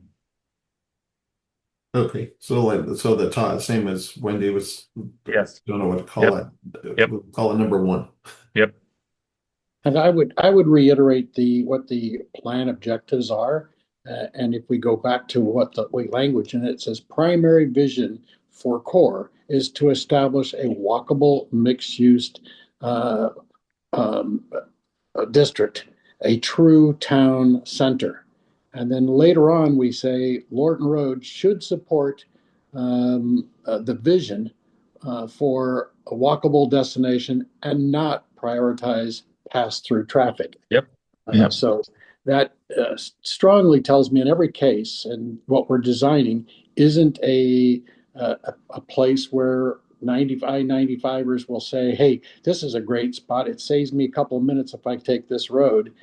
I think they need to resolve their issues on 95, not on trying to resolve them through going through Lorton as a backup. And so I'm totally for 4. I don't see how this plan works as a walkable place if you have a 6-lane set of barren, big, cut through right through the middle of that walkable area. So 4 lanes for me. So looking at the top depiction then, that has 4 lanes, any adjustments to that, or everything else looks okay on the illustration? 4 lanes. I think it's pretty good. The key in here is when you have 6 lanes and you want to do it, it's going to.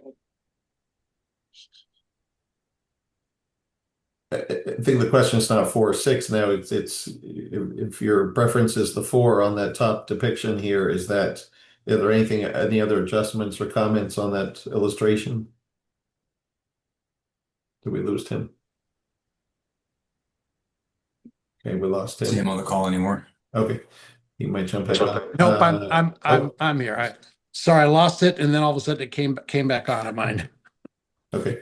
I'm fine with the vision, the way it's laid out. I think you want the 10-foot wide walkways in that core walking area. We want people to gather in groups, walk in groups. We want people to be able to gather, to have places outdoor dining and things like that. So I like that first layout with 4 lanes and a center with tree lined. I think that should be something we should try to strive for all the other locations that we have. So thank you. Any other input on the 4 or 6 lanes?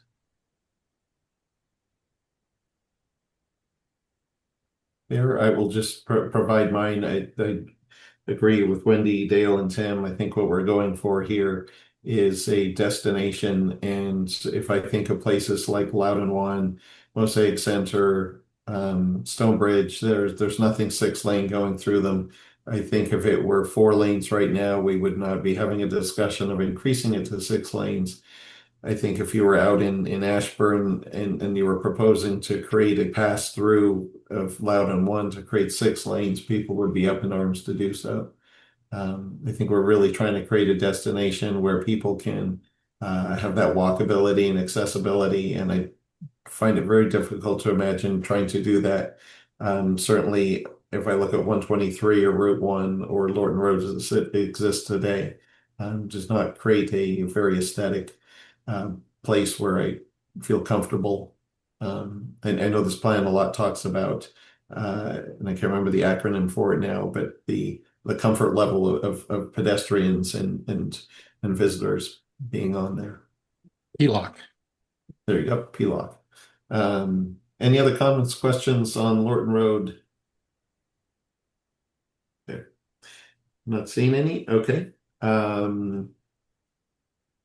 So that finalizes the transportation section there. Graham, do we want to go back to the Lorton Market discussion?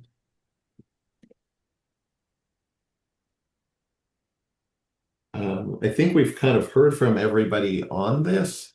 Unless anybody has any final comments, I think we are just going to, if there's no final comments, we'll put it to a vote at the end of this discussion, and try to capture the lane width, the Lorton Market densities, and the plan overall approval.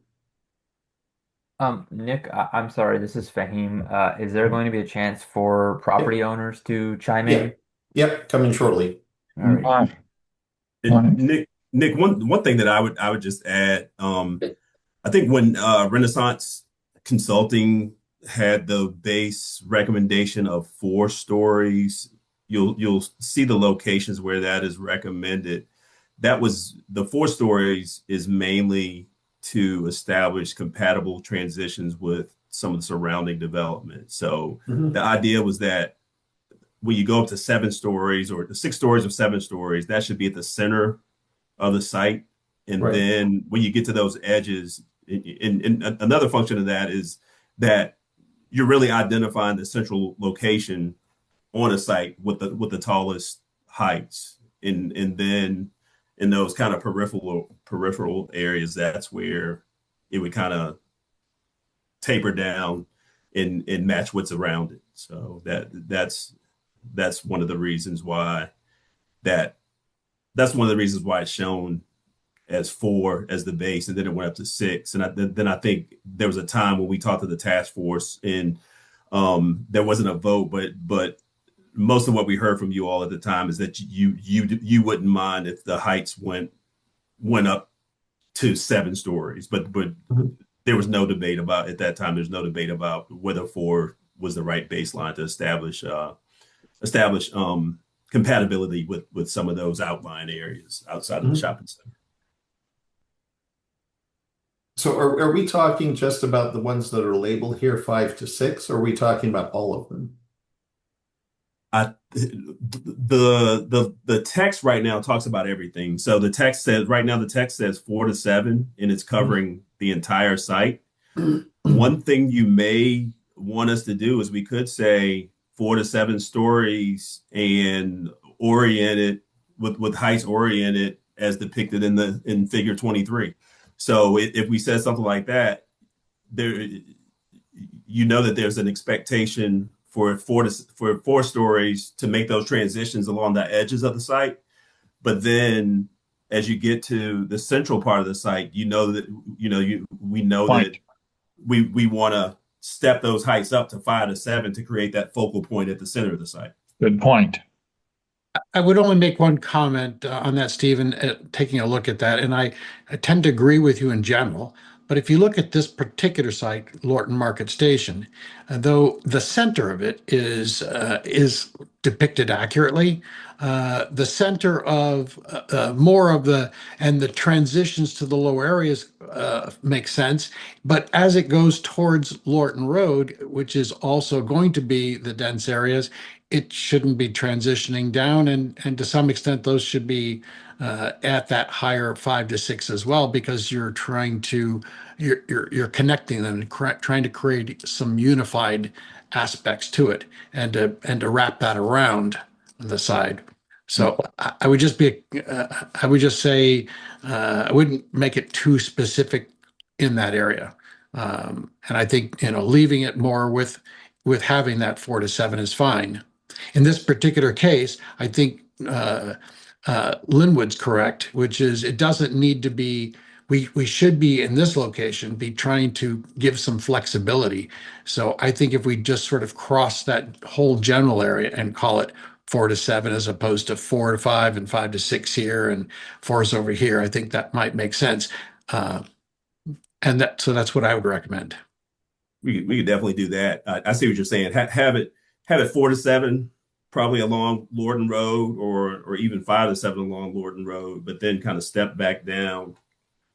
But yeah, But I think it's right there anyway. But I think the language itself, though, could be flexible, like Linwood says, and just make it 4 to 7. It's not as critical. The VRE spot is a kind of a critical spot because that's a really centerpiece. I really want that development to be maximized there. But here, I think Linwood's correct, and we could just use more flexible language. Okay, so certainly looking at the illustration here, 4 to 7 encapsulates all of it, and so we could create the language that would match the language that is there. And is everybody comfortable with a 4 to 7? Yeah, I'm fine with that. Yes, I'm good with that. Me too. So Tim, does this capture it? So 4 to 7, and then with the caveat of transitioning height down at the southern end of the site so that you get yes, that. Okay. yes, All right. that's correct. Okay, so that would be a unanimous then on there. Does that cover everything on the section, Steve? It does. Okay, so that is a wrap on the last tabled items. Like to now open it up to the floor. Nick, are you asking for us on a vote on the entire report? We'll come to a vote after we finish kind of the Okay. open forum. Thank you, sir. On all of these Thank you. items. I've kind of gotten all of the comments down and kind of penned them in here. Fahim, did you want to go ahead? Sure, appreciate it, Nick. So I had a couple comments and a question for clarification. Number one, as I mentioned, we have a property that will be directly affected by the language out on Lorton Road.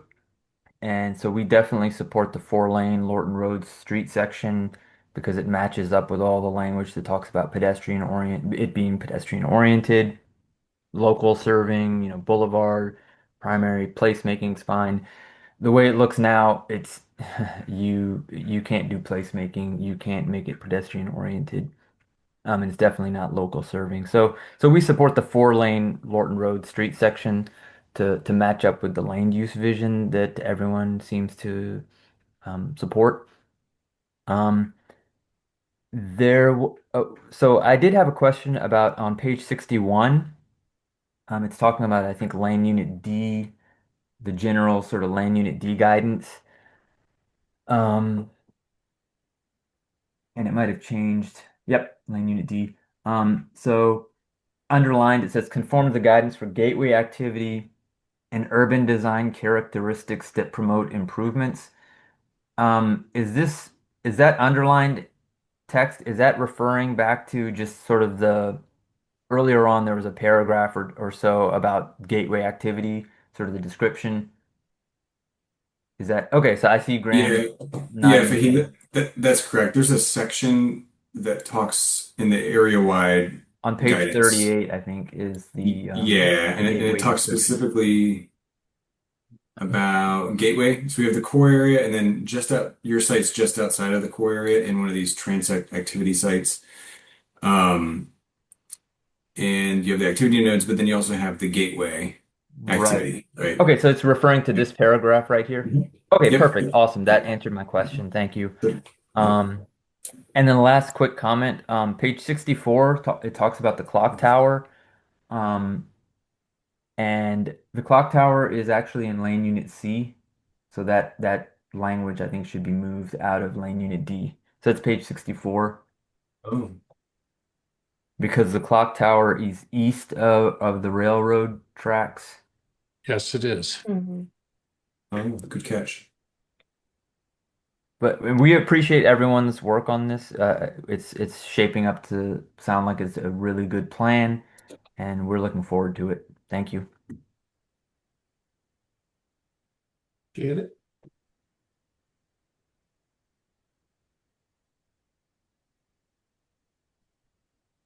Any other comments, questions from the floor? This is the open forum period for any residents that would, or interested parties that would like to chime in.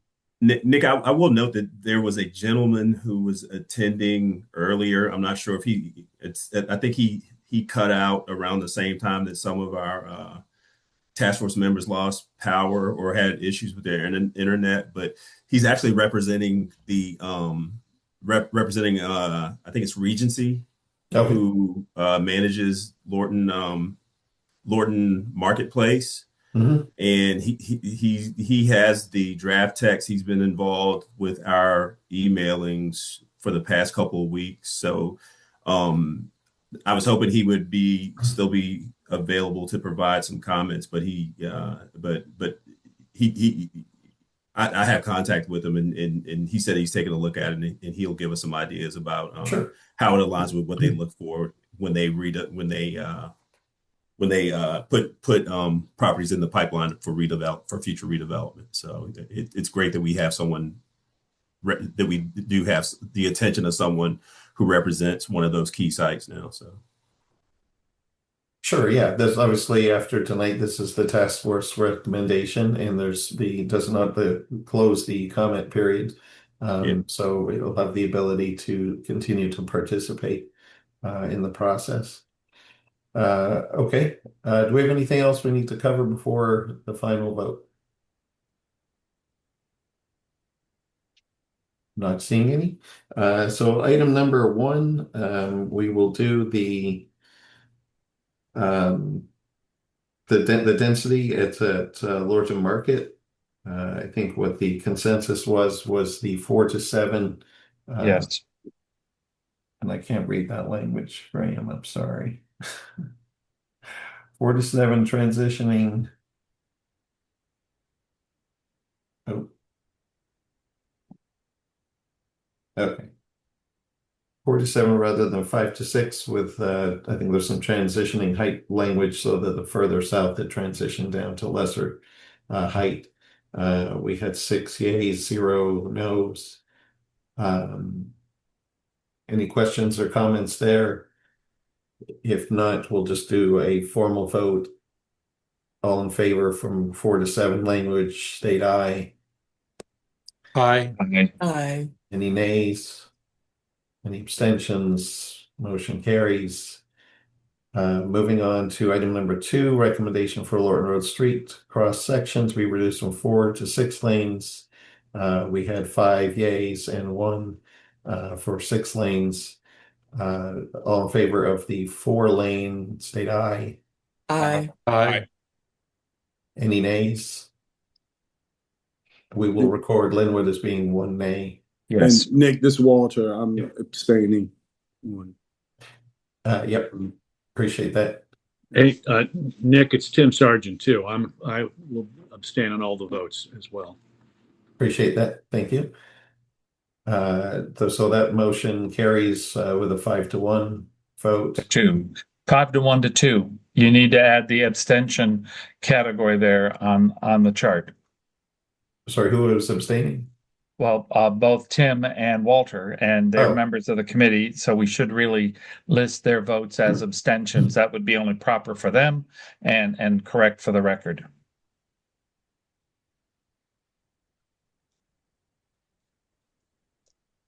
And are you then abstaining on item number 3? I would assume all of it, right? I think they are, yes. You'll get the next go. We'll catch you in the next one. So if we could put in there somewhere 2 abstentions by planning commissioners. I don't know. In large part, I don't think that it was ever anticipated that the planning commissioners, either one of them, would have been voting at the task force anyway. So I don't know that they would really be abstentions. They are abstaining. I get it, but they're not really abstentions. They're not they consider themselves, I'm sure, for it not to be appropriate for them to vote. So they're not voting because they're indifferent. They're just not. It's not expected for them. So yeah, that's correct, Tim. And I mean, overall, generally, I am in agreement with the plan and what you all have put together here. So, Right. but you are correct. I guess a footnote would probably suffice, stating that the planning There commissioners you go. That's did even not, better. That's even better. will vote when it gets to the Good clarification, Tim. Good wording, Nick. Okay, down to the last final item. We have covered everything, and the Lorton Road widening and the density on Lorton Market Street. And now the final vote is the recommendation for the adoption of the Lorton Core Study Plan Amendment as its whole, pages 1 through 92. I think it ended up, I'm not sure, 1 Grains. through 92. 1 through 92. All in favor? Aye. Aye. Any nays? Not seeing any. Linwood had recorded a yay, and Kathy recorded a yay. Yes. And we have 0 no's. And that's a wrap, as they say.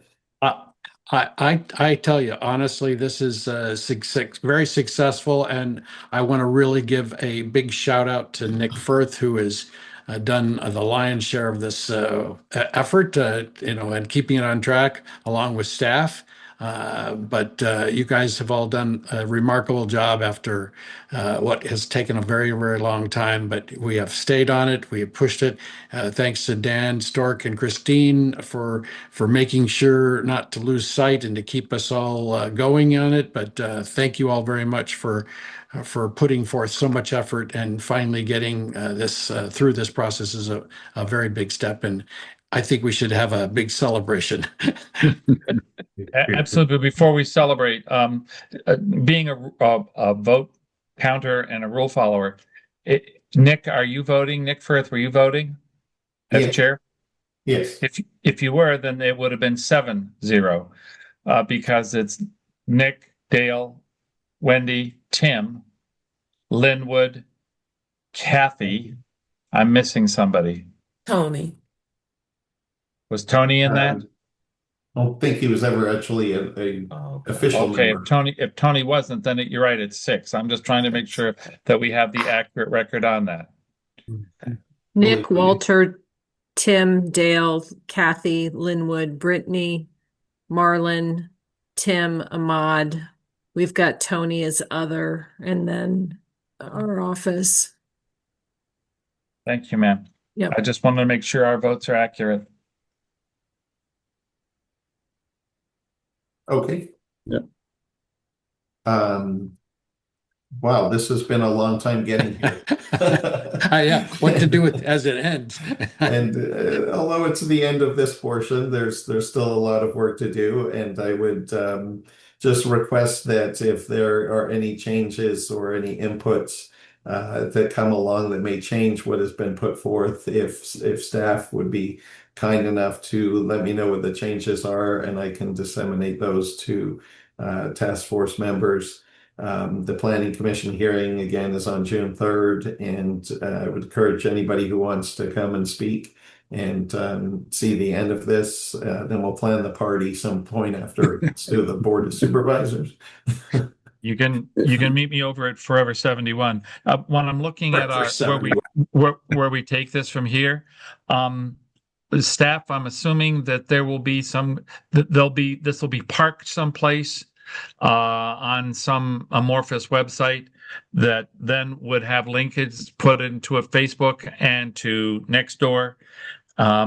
And whether or not there's a static display of any of this or cut down certain statics. I was trying to think of something at the Lorton Community Center or in the library there at the Lorton, and those showcases they have that could be there for a while to be looked at, as well as in Supervisor Stork's office.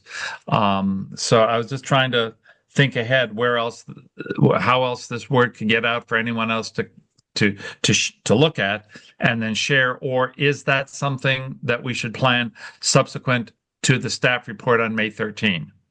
After May 13, that should be the case. I don't know. I mean, we're a compressed time frame if we're talking about, 5 weeks, 4 weeks, to get community response. that would Dale, then be filtered into the final document, or do we publish the document that the committee's come up with, and if the community has something else to say, it's added subsequent to that before it goes to the planning commission? I didn't know what the first time I've ever done anything like this that's over the last decade. So yeah, Dale, a great question. I think what we will likely do, as Steve mentioned at the top of the hour, we're going to do a lot of additional community outreach just to make sure that property owners that are potentially impacted by land use changes know what's going on and are just in the loop, and also just the broader community. So as a part of that, we can absolutely do some posters and some leaflets and literature that puts out presentations explaining the maps, the visuals, the streetscapes, etc., so that people know what's going on. We don't need to wait until the staff report comes out, because the staff report's really like the very final document, and there's only about a 3-week gap between when the staff report is published and when the planning commission holds their public hearing. So we'll do that with the version that we have from the task force and get it out there for review by the broader public. There's no need to wait on that. thank you, sir. Sure, of course. I do have a question. Will some of the community outreaches occur during the day, on the weekend, or how do you all envision the community outreach happening? I think we want to do a combination of all the above. We want to meet. We want to meet as many schedules of convenience as possible. So I think we'll do at least one Saturday at the community center. I think we will also have information posted at the community center where people can scan QR code so they can get the information before we are there live at the community center. But we are probably also going to want to do some sort of virtual meetings, maybe during the week after work.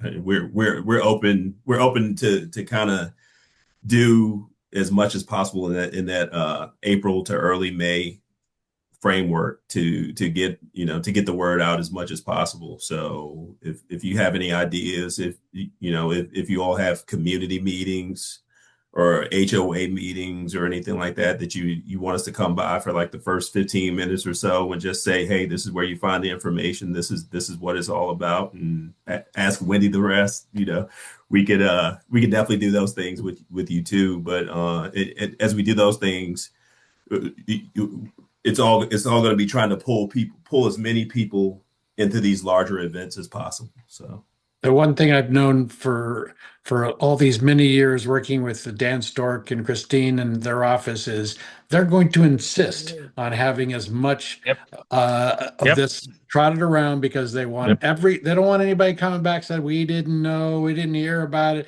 They're going to give as much opportunity and every which way we can possibly come up with to make sure that everybody's had a chance. They can still not do it. I mean, I still have people who live a mile or two away from the Workhouse Arts Center don't realize what it is, that it's over there. But you'll always have that. But I'm sure staff and Christine and Dan will insist on making this get around every which way. Souvlaki night. Just Christine will have a souvlaki night over at the community center, and we can show up there. I like that. You're muted, Christine. Yeah, you know what we could actually do, that you're saying that. I mean, we could set up something at Bunny Man. Sure could. That's nice. That's really nice. And there's events going on at the workhouse, and we can have a little table set up and things like that for those, so that a lot of people get an opportunity to hear. Well, maybe something with the QR code, and they can give their feedback that way. So if it's static, and somebody's not there, they can still participate. Yeah, and that's one of the things too. I think we want to be open to also doing the pop-up events. If you know anything that's going on in the community and you want us to come out and hand out some flyers, we missed a few events just because you all were in this mode of really looking at the plan text now, and it's a lot of information. But if there's anything that's going on out there, we want to be there. So all right, thank you. Perfect.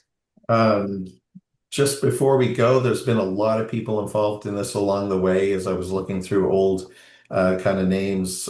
Steve, you've been with us for the longest time, I think, but there was Nick Reinhardt was involved for quite a bit, Megan Van Dam, Aaron Kilbaner, Sophia Fisher were involved, among many, many others along this road. And I think we have picked up and gained momentum as we've gone through here. But a big shout out to Christine Morin and certainly Dan Stork.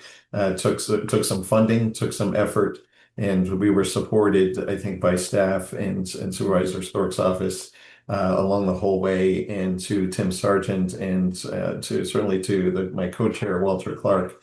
This has been quite a journey, and I really appreciate those of us who are left on the call that have stuck along for the whole ride. It's been quite a journey, but this is kind of the end of this chapter, but the beginning of the next one will come, and hopefully we'll get to see some action on our planning over the coming years. And we'll continue to move forward. We'll set up a meeting with the chamber. I'll get with you, Steve and Graham, for setting up the meetings with the Chamber of Commerce and the South County Federation, and look forward to hearing from the public and interested parties, and then seeing everybody at the June 3rd Planning Commission meeting. And think it's a great idea to get a get together at some point, just to put a seal on the envelope. Yep. Thank you, Stephen and Graham, especially for all your long work on this. Thank you. Thank you, and thank all of you on the task force for all the years that y'all have put in. This plan could not have happened, obviously, without your input. So some task forces, it doesn't work as well. This one is, I think, an example of the way that it really can work, and because it did. So, and I think it's because of each one of you being able to speak your mind, reach consensus on issues, even if there's initial points of disagreement, and do that in a productive way, not just amongst yourselves, but with staff. It's been very productive, and I appreciate. I've seen it go bad in other projects, and that's not the case here. So I just want to say thank you. It's been a pleasure working with all of you. All right, Graham, Stephen, do you need anything else from us? I don't think so. Just help spread the word. That's it. Yep. And Christine, thank Dan Stork for arranging this, setting this up, and and keeping with us long enough to get this done. Well, he's still keeping up because I've been texting him. So he said, make sure to thank the team. We have a big board meeting tomorrow. Actually, Bunnyman's coming to the workhouse tomorrow, or coming to the board tomorrow to get them in check with their hours. Yep. Good. Yeah. Good. So June 3, and when's the BOS adoption date? 23rd. 23rd. 23rd. Thank you. Okay. That's it, folks. All right. Into the Oscars. Well, good night. Well said, everyone. Good night. You can reclaim your time Good night, now. everyone. Thank you. Thank you all. Yep. Good night. Good night, everyone.